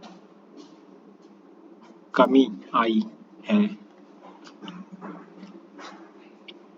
वर्ष 2020 में पिछले वर्ष की तुलना में सड़क दुर्घटना में कमी दर्ज की गई थी क्योंकि काफी लंबे समय तक कोविड-19 के कारण देश भर में लॉकडाउन लागू किया गया था। सड़क सुरक्षा के संबंध में सर्वोच्च न्यायालय द्वारा वर्ष 2014 में कौन सी समिति गठित की गई थी? के.एस. राधाकृष्णन। सड़क सुरक्षा के संबंध में अप्रैल 2014 में सड़क सुरक्षा पर 3 सदस्यीय न्यायमूर्ति के.एस. राधाकृष्णन समिति की स्थापना सर्वोच्च न्यायालय द्वारा की गई थी। ड्रंक ड्राइविंग पर नियंत्रण के लिए राजमार्ग पर शराब की बिक्री पर प्रतिबंध लगाने की सिफारिश की गई थी। के.एस. राधाकृष्णन समिति द्वारा। वर्ष 2014 में सर्वोच्च न्यायालय सड़क सुरक्षा के संदर्भ में न्यायमूर्ति के.एस. राधाकृष्णन की अध्यक्षता में एक समिति का गठन किया गया जिसमें ड्रंक ड्राइविंग पर नियंत्रण हेतु राजमार्गों पर शराब की बिक्री पर प्रतिबंध लगाने की सिफारिश की थी। सड़क सुरक्षा से संबंधित के.एस. राधाकृष्णन समिति ने सिफारिश की थी। राज्यों में हेलमेट पर कानून बनाने के लिए सड़क सुरक्षा संबंधी जागरूकता फैलाने का निर्देश राजमार्गों पर शराब की दुकान पर प्रतिबंध। उपरोक्त सभी सड़क सुरक्षा से संबंधित के एस राधाकृष्णन समिति ने राज्यों को हेलमेट पहनने के लिए कानून बनाने, सड़क नियमों के विषय में जागरूकता फैलाने तथा राजमार्गों पर शराब बिक्री पर प्रतिबंध लगाने हेतु सिफारिश की थी। वर्ष 2017 में सर्वोच्च न्यायालय के सड़क सुरक्षा संबंधी निर्देशों में शामिल था एक राज्य सड़क सुरक्षा परिषद का गठन करना। वर्ष 2017 में सर्वोच्च न्यायालय के सड़क सुरक्षा संबंधी निर्देशों में राज्य सड़क सुरक्षा परिषद के गठन के लिए सिफारिश की गई थी। सड़क सुरक्षा कोष की स्थापना करने हेतु निर्देश सर्वोच्च न्यायालय द्वारा कब दिया गया था?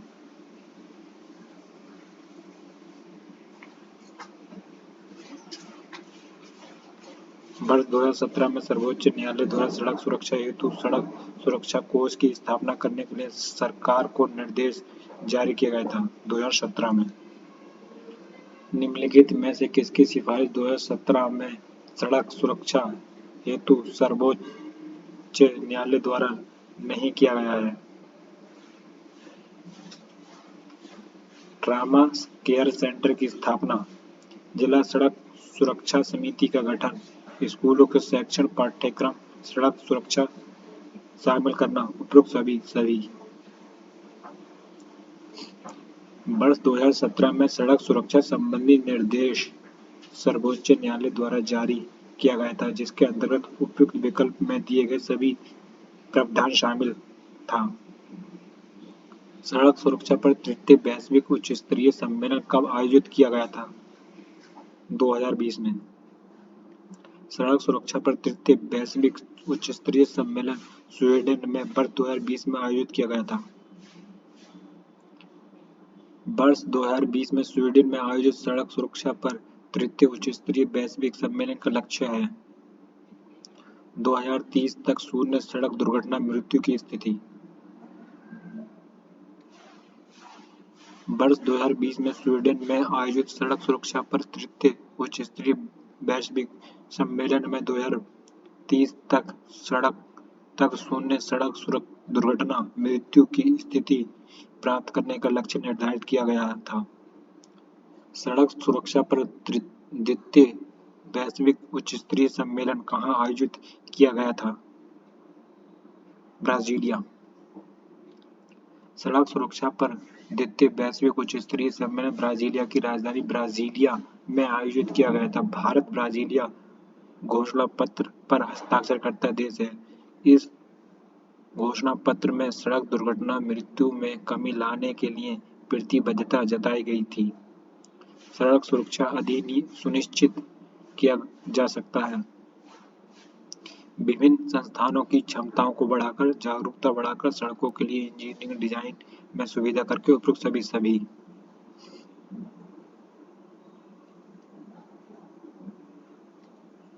सड़क सुरक्षा विभिन्न संस्थानों की क्षमताओं को बढ़ाकर, सड़क सुरक्षा संबंधी जागरूकता फैलाकर तथा सड़कों के लिए इंजीनियरिंग डिजाइन में सुधार करके किया जा सकता है। उपरोक्त सभी कथन सत्य हैं।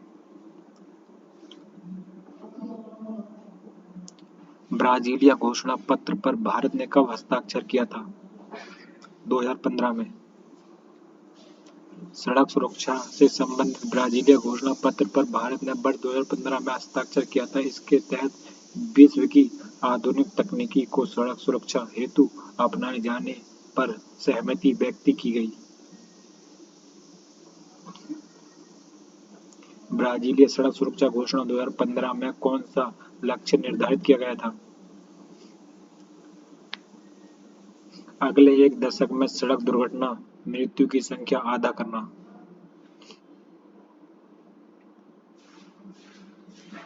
ब्राजीलिया सड़क सुरक्षा घोषणा 2015 के अंतर्गत अगले एक दशक में सड़क दुर्घटना मृत्यु की संख्या को आधा करने का लक्ष्य निर्धारित किया गया था। सड़क दुर्घटना का मुख्य कारण है तेज वाहन चलाना, अपनी लेन में न चलना, खतरनाक तरीके से ओवरटेक करना। उपरोक्त सभी सड़क दुर्घटना के प्रमुख कारण के अंतर्गत तेज वाहन चलाना, अपनी लेन में न चलना, खतरनाक तरीके से ओवरटेक करना इत्यादि शामिल है। एक्सीडेंट होने पर ड्राइवर की जिम्मेदारी है गाड़ी रोककर घायलों की मदद करनी चाहिए। एक्सीडेंट होने पर ड्राइवर की जिम्मेदारी है कि वह गाड़ी रोककर घायलों की मदद करे। इसके साथ ही दुर्घटनाग्रस्त वाहनों के 100 मीटर के अंदर किसी भी सिगरेट पीने न दे। किसी भी वाहन के दुर्घटनाग्रस्त होने की सूचना पुलिस को कब देनी चाहिए? 24 घंटे के भीतर। किसी भी वाहन के दुर्घटनाग्रस्त होने की सूचना पुलिस को 24 घंटे के भीतर देनी चाहिए। दुर्घटना होने के पश्चात सामान्य व्यक्ति को क्या करना चाहिए?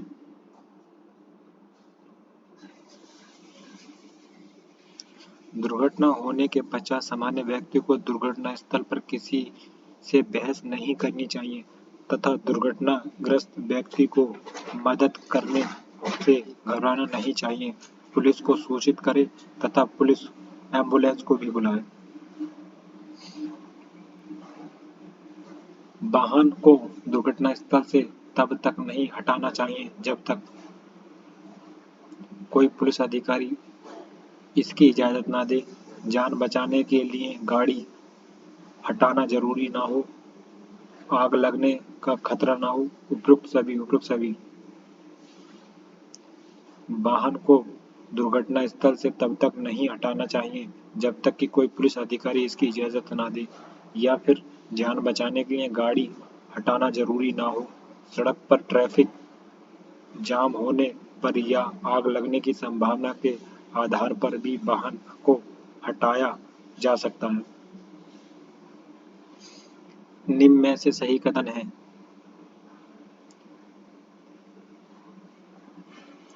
पेट भरा होने से नशा धीरे धीरे चढ़ता है, लेकिन शराब का पूरा प्रभाव पड़ता है। पेट भरा होने से नशा धीरे धीरे चढ़ता है, लेकिन शराब का पूरा प्रभाव पड़ता है। अतः वाहन चलाते समय शराब ना पिएं। उपयुक्त अन्य विकल्प ABC सही नहीं है। निम्न में से गलत कथन का चयन करें। चाय कॉफी पीने पर और ताजा हवा में नशा कम हो जाता है। बियर पीकर वाहन चलाने में कोई हर्ज नहीं होता। शराब का प्रभाव सभी पर नहीं पड़ता। उपरोक्त सभी गलत हैं। उपयुक्त विकल्प में दिए गए सभी कथन गलत हैं। इस प्रकार का तर्क देकर कुछ लोग द्वारा वाहन चलाया जाता है, इससे दुर्घटना की संभावना हमेशा बनी रहती है।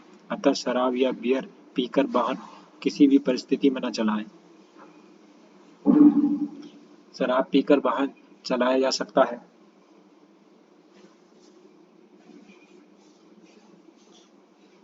किसी भी परिस्थिति में नहीं। शराब पीकर वाहन किसी भी परिस्थिति में नहीं चलाया जा सकता, चाहे कितनी भी महत्वपूर्ण कार्य क्यों न हो।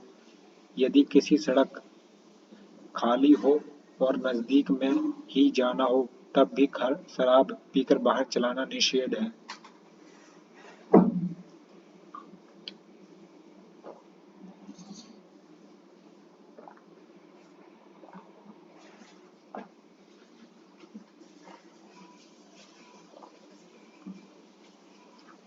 शराब पीकर वाहन चलाते समय शरीर पर प्रभाव पड़ता है।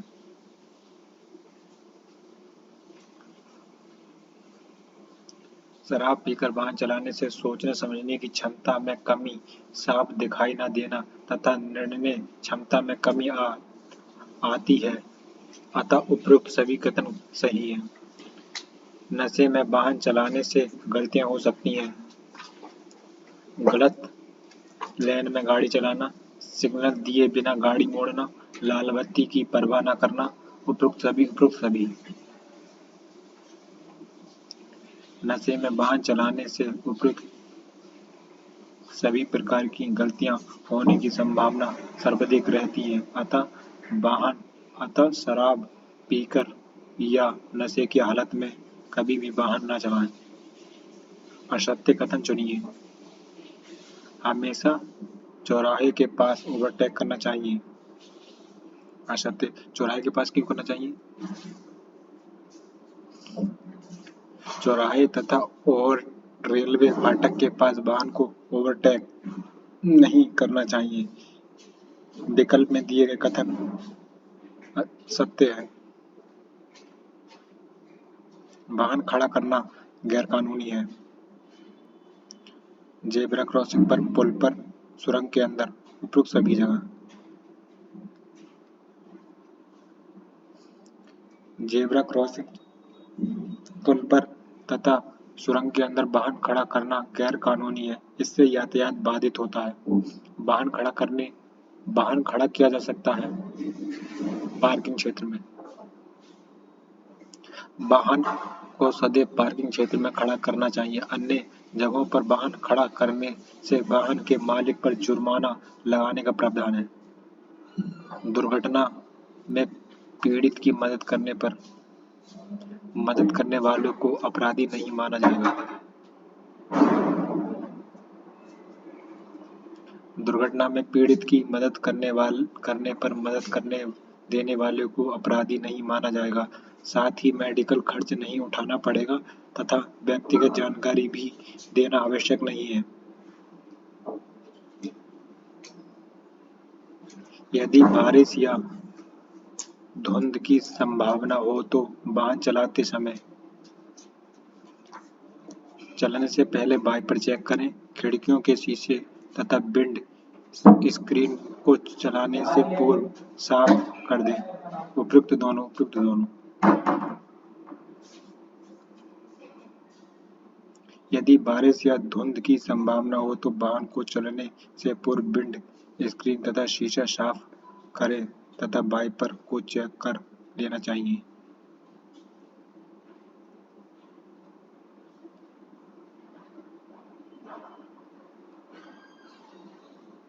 पानी भरे रास्ते पर वाहन ले जाते समय सड़क के बीच से चलाएं।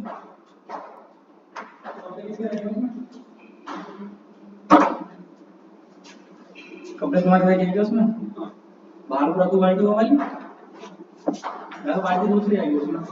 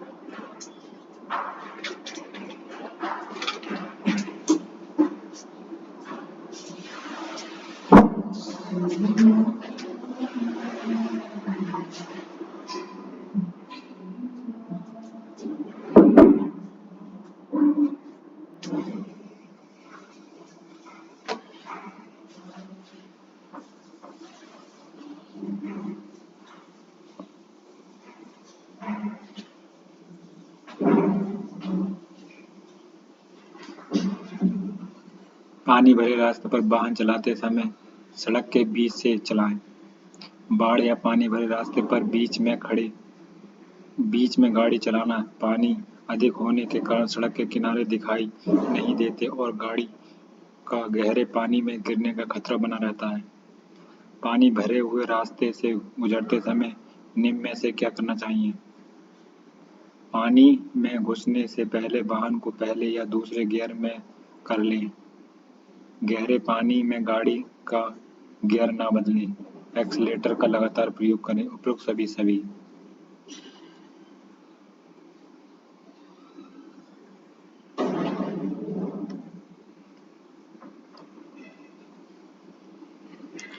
पानी भरे हुए रास्ते से गुजरते समय पानी में घुसने से पहले वाहन को पहले या दूसरे गियर में कर लेना चाहिए तथा एक्सीलरेटर का प्रयोग लगातार करते हुए आगे बढ़ें ताकि एग्जॉस्ट पाइप में पानी ना घुसे।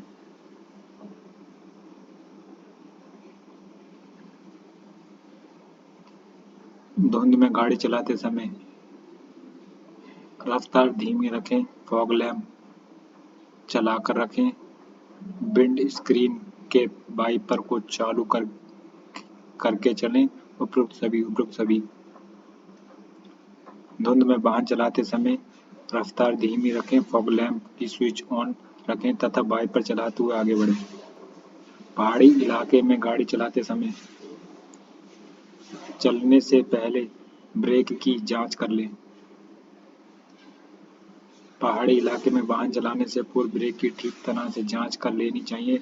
चढ़ाई पर जाने वाले वाहन की वरीयता देनी चाहिए तथा तीव्र मोड़ पर हॉर्न बजाना चाहिए। पहाड़ पर वाहन ले जाते समय निम्न में से किसका पालन नहीं किया जाना चाहिए? ब्रेक का खूब प्रयोग। पहाड़ों पर वाहन चलाते समय ब्रेक का अधिक प्रयोग नहीं करना चाहिए, बल्कि उचित गियर में वाहन को रखकर चलें। दिशा संकेत कम से कम कितने समय पहले देना चाहिए? 10 सेकंड। वाहन चलाते समय पीछे से वाहनों को दिशा संकेत कम से कम 10 सेकंड पहले देना चाहिए, यानी इंडिकेटर कितने समय पहले देना चाहिए? 10 सेकंड पहले।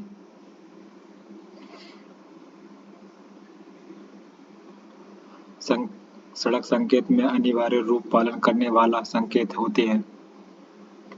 गोल संकेत। सड़क संकेत में गोल संकेत अनिवार्य होता है, पालन न करने पर जुर्माना लग सकता है। निम्न में से कौन सावधानी का संकेत है? त्रिभुजाकार संकेत। त्रिकोणीय संकेत सावधानी का संकेत है। ये सड़क के 50 से 100 मीटर आगे तक हालात बदलने की तरफ इशारा करते हैं। आयताकार संकेत संबंधित है जानकारी देने से। आयताकार संकेत जानकारी देने वाले संकेत होते हैं। ईंधन भरते समय क्या नहीं करना चाहिए? सिगरेट नहीं पीना चाहिए, मोबाइल फोन का प्रयोग नहीं करना चाहिए, दोनों। ईंधन भरते समय ना सिगरेट पीना चाहिए और ना ही मोबाइल फोन का प्रयोग करना चाहिए। शराब पीकर वाहन चलाने से प्रतिक्रिया समय में बदलाव आता है। अल्कोहल प्रतिक्रिया समय में बदलाव लाता है, जिससे उपेक्षित कार्यवाही में देरी होने से हादसे हो सकते हैं। मोटर वाहन अधिनियम के अनुसार शरीर के प्रति 100 मिली खून में अल्कोहल होना चाहिए।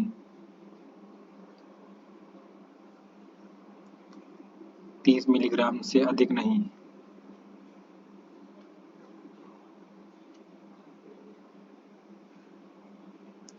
मोटर वाहन अधिनियम के अनुसार शरीर के प्रति 100 मिली खून में 30 ग्राम से ज्यादा अल्कोहल नहीं होना चाहिए।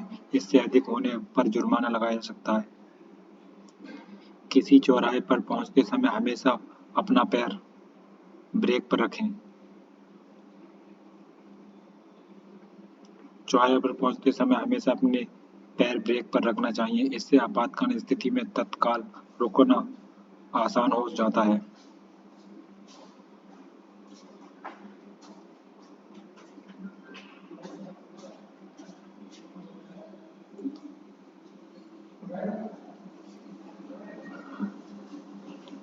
अच्छे वाहन चालक के तौर पर मुड़ते या लेन बदलते समय किस प्रकार का प्रयोग करेंगे? मिरर संकेत उपयोग।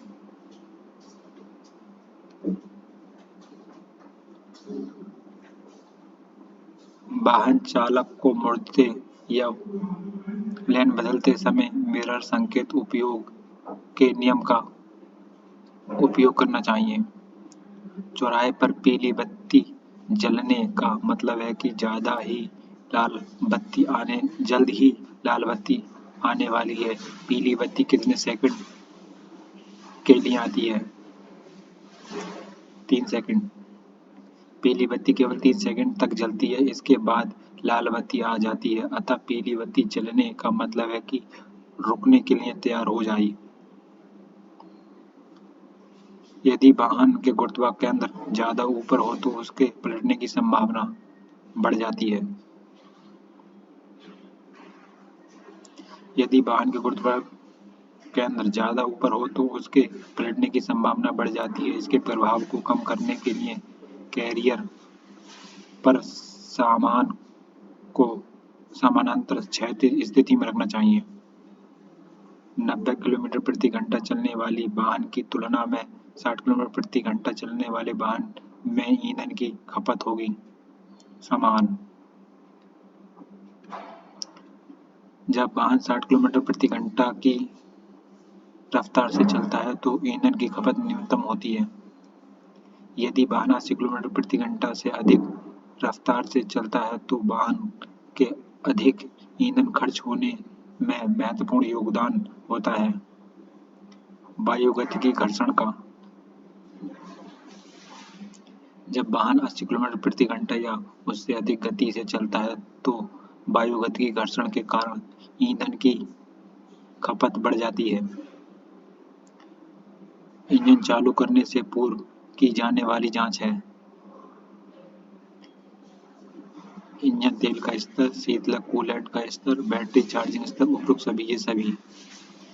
इंजन चालू करने से पहले इंजन तेल का स्तर, शीतलक का स्तर, बैटरी चार्जिंग का स्तर, पावर स्टीयरिंग ऑयल का स्तर जांच लेनी चाहिए। धीमी गति से वाहन चलाते हुए जांच करनी चाहिए। असामान्य आवाज की, स्टीयरिंग पावर की या नहीं, फुट ब्रेक प्रभावी है या नहीं, उपरोक्त सभी ये सभी। वाहन में असामान्य आवाज, स्टीयरिंग, फुट ब्रेक इत्यादि की जांच धीमी गति से चलते हुए करनी चाहिए। वाहनों में एबीएस क्या है?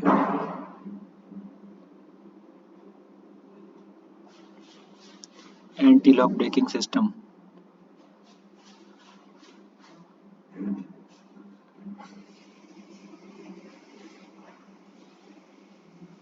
वाहनों में एबीएस का पूर्ण नाम है एंटी लॉक ब्रेकिंग सिस्टम। वाहनों में वह एक मानक सुरक्षा प्रणाली है जो ब्रेक लगाते समय वाहनों के नियंत्रण को अधिक प्रभावी बनाती है।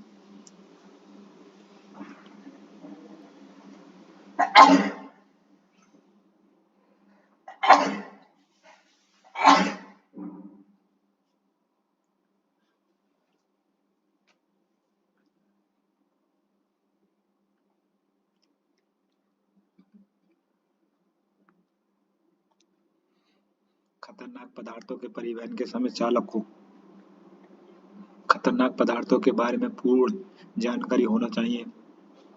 मार्ग का नक्शा होना चाहिए, वैध परमिट रजिस्ट्रेशन होना चाहिए, उपरोक्त सभी सभी।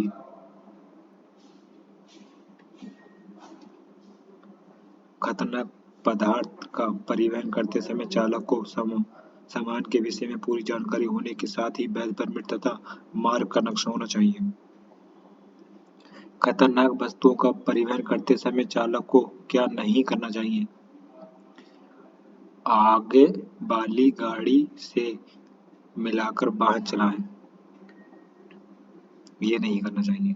खतरनाक वस्तु का परिवहन ले जाते समय चालक को आगे वाली गाड़ी से मिलाकर वाहन नहीं चलाना चाहिए। उचित दूरी बनाए रखने से दुर्घटना की संभावना कम हो जाती है। खतरनाक वस्तु ले जाने वाले वाहन के संबंध में उपलब्ध होना आवश्यक है। वैध रजिस्ट्रेशन, आवश्यक चिकित्सा, प्राथमिक चिकित्सा किट, आवश्यक सुरक्षा उपकरण, उपरोक्त सभी।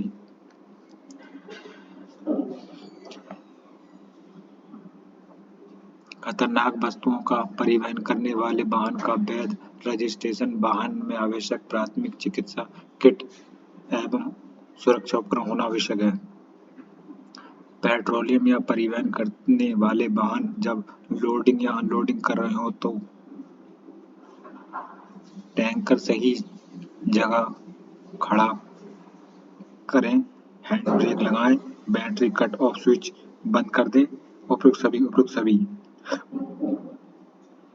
पेट्रोलियम पदार्थ का परिवहन करने वाले वाहन जब लोडिंग या अनलोडिंग कर रहे हों तो उन्हें वाहन को उचित जगह खड़ा करने के साथ ही हैंड ब्रेक का प्रयोग करें तथा बैटरी किट स्विच ऑफ बंद कर देना चाहिए।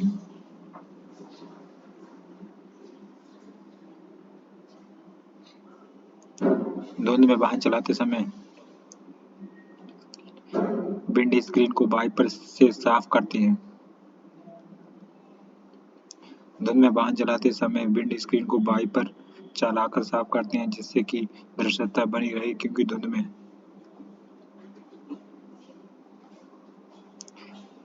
विंड स्क्रीन पर पानी की छोटी बूंदें जम जाती हैं जिससे सामने की दृश्यता कम हो जाती है। नशे में वाहन चलाने से होने वाली गलतियां: तेज झटके के साथ अचानक वाहन स्टार्ट करना, लाल बत्ती की परवाह न करना, छोटी सड़क से निकलकर तेजी से मुख्य सड़क पर आना। उपरोक्त सभी वाहन में नशे में वाहन चलाते समय चालक तेज झटके के साथ गाड़ी चालू करता है तथा लाल बत्ती व सड़क किनारे संकेतों को अनदेखा करता है। सड़क द्वारा नशे में छोटी सड़कों से निकलकर तेजी से मुख्य सड़क पर जाने की दुर्घटना की अधिक संभावना रहती है। ओवरटेक तब तक ना करें जब तक आगे व पीछे दोनों ओर सड़क खाली ना हो। वाहन चलाते समय तब तक ओवरटेकिंग ना करें जब तक कि आगे व पीछे दोनों तरफ सड़क खाली ना हो। आगे तथा पीछे वाहन होने के बावजूद ओवरटेकिंग करने से दुर्घटना की संभावना बढ़ जाती है। वाहन चलाने के संदर्भ में सत्य कथन है: पेट भरा होने से नशा धीरे धीरे चढ़ता है।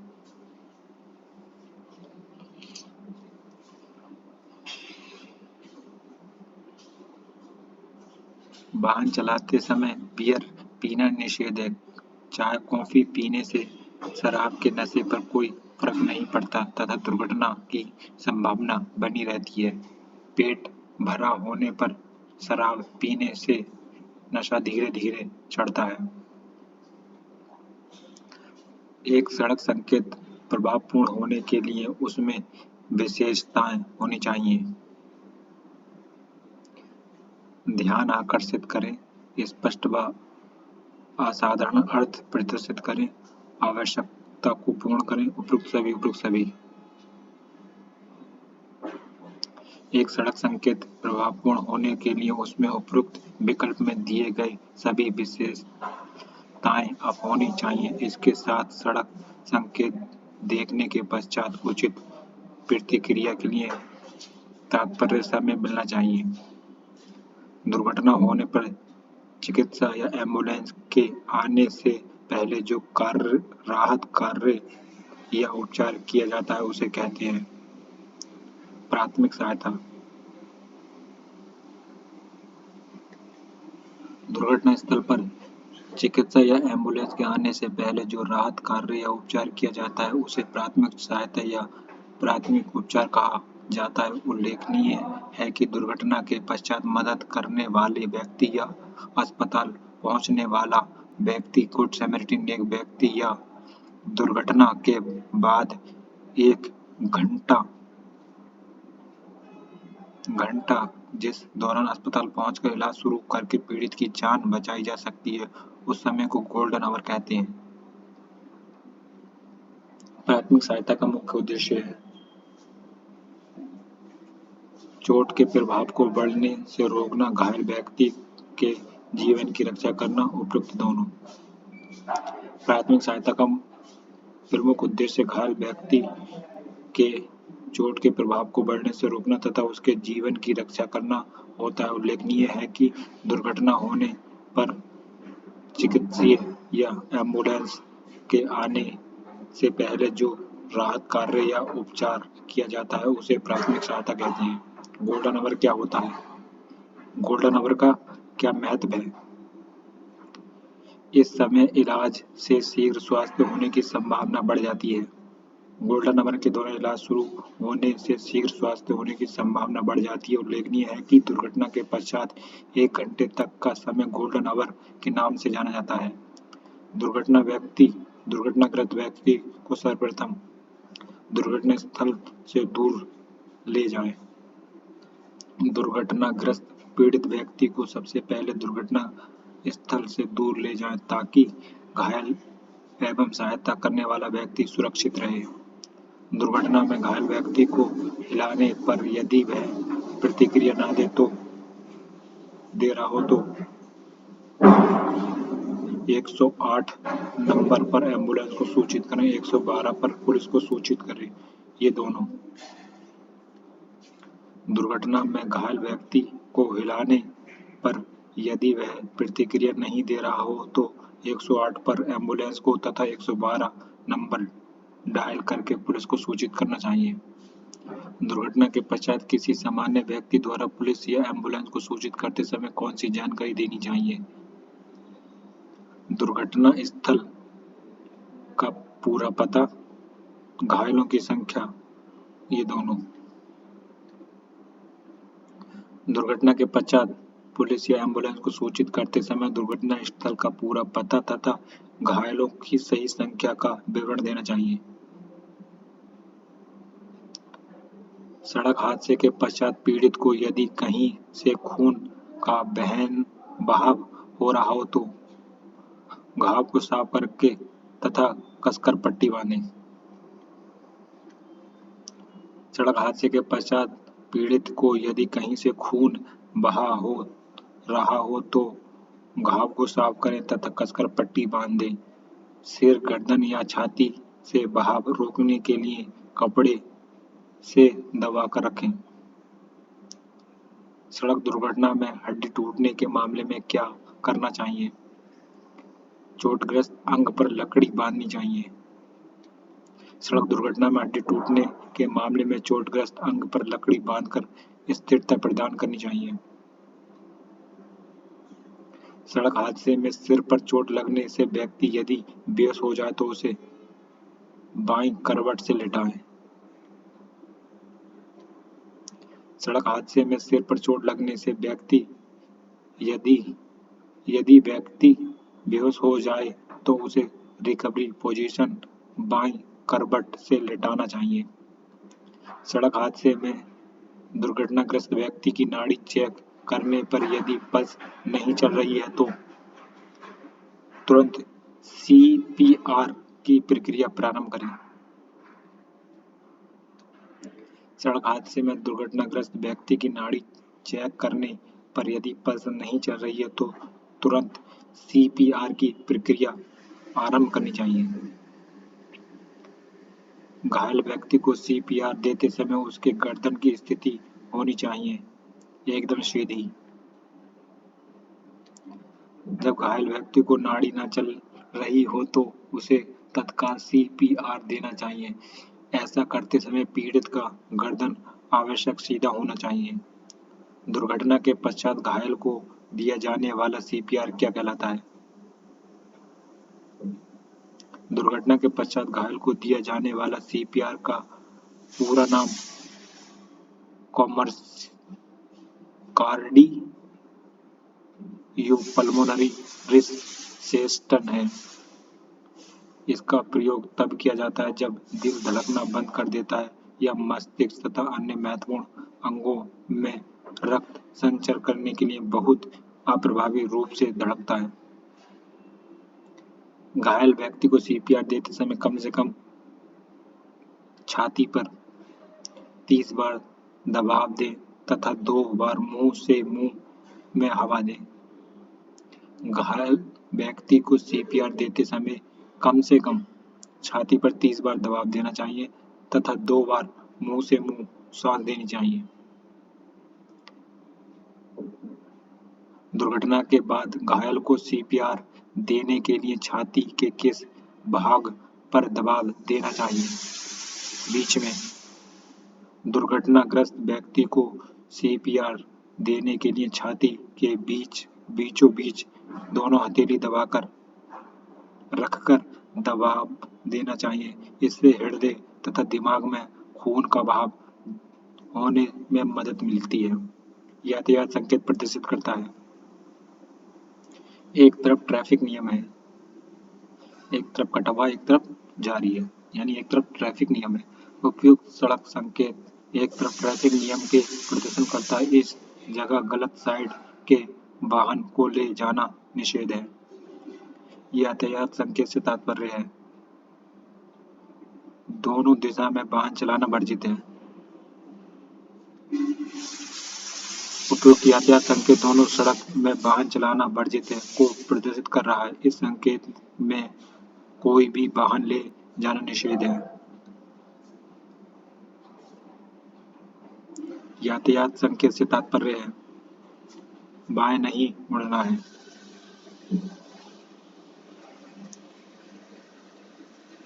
इस चिन्ह का अर्थ है दाएं मोड़ निषेध है। यातायात संकेत का अर्थ है नो ओवरटेकिंग।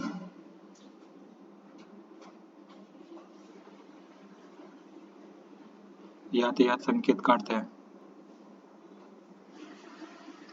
वाहन खड़ा करना निषेध है, नो पार्किंग। यातायात संकेत से तात्पर्य है सीधा जाना अनिवार्य है।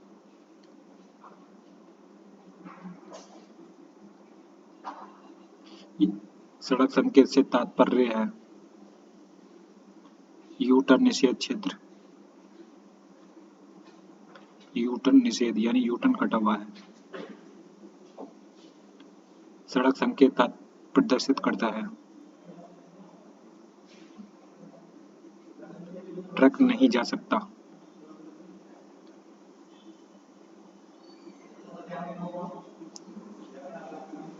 यातायात संकेत से तात्पर्य है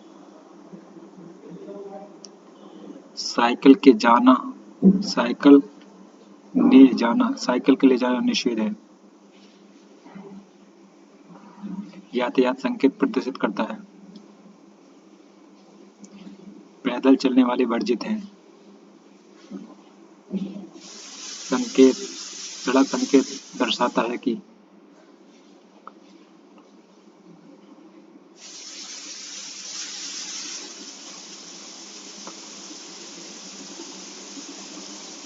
मोटर वाहन वर्जित हैं। सड़क संकेत दर्शाता है कि हॉर्न बजाना वर्जित है। सड़क संकेत से तात्पर्य है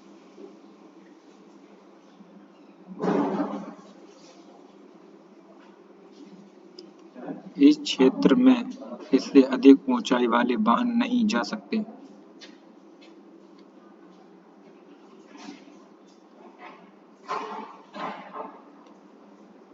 इस सड़क चिन्ह का अर्थ है रास्ता दें।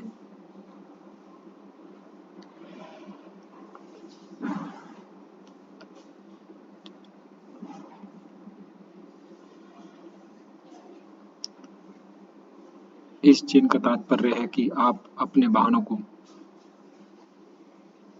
सीधा और बाएं दोनों तरफ ले जाना जा सकते हैं।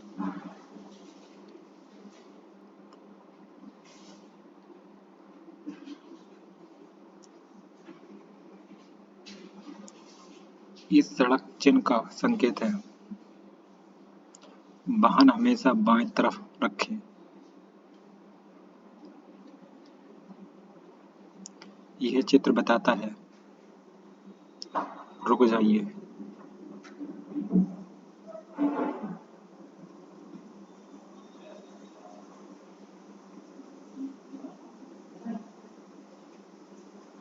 यह चित्र दर्शाता है कि वाहन रोक दें। यह चित्र टोल प्लाजा एवं ट्रैफिक चेक पॉइंट पर लगा होता है।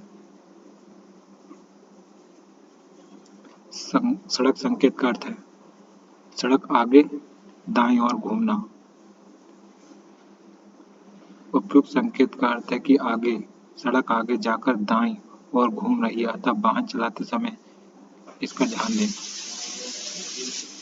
इसका सड़क संकेत के रूप में क्या है तात्पर्य है? सड़क का घुमाव बाईं तरफ है।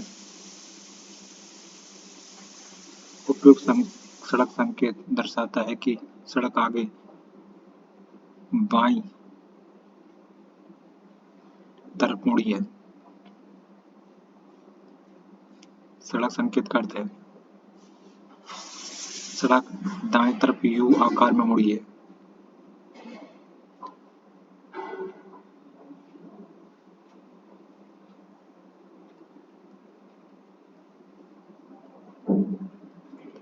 सड़क चिन्ह प्रदर्शित करता है कि आगे चौड़ाई है। सड़क चिन्ह का मतलब है आगे तीव्र ढाल है।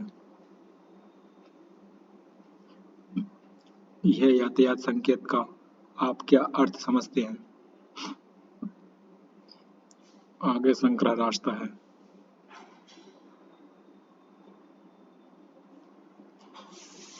यह यातायात चिन्ह का अर्थ है आगे संकरा पुल है।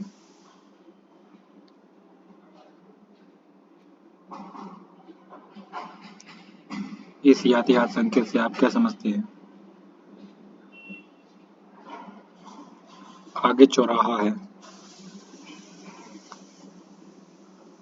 तो फ्रेंड्स, आज की यूनिट हुई हमारी कंप्लीट। वीडियो को लाइक, कमेंट, सब्सक्राइब एंड अपने फ्रेंडों के साथ शेयर करें। Thanks for watching this video.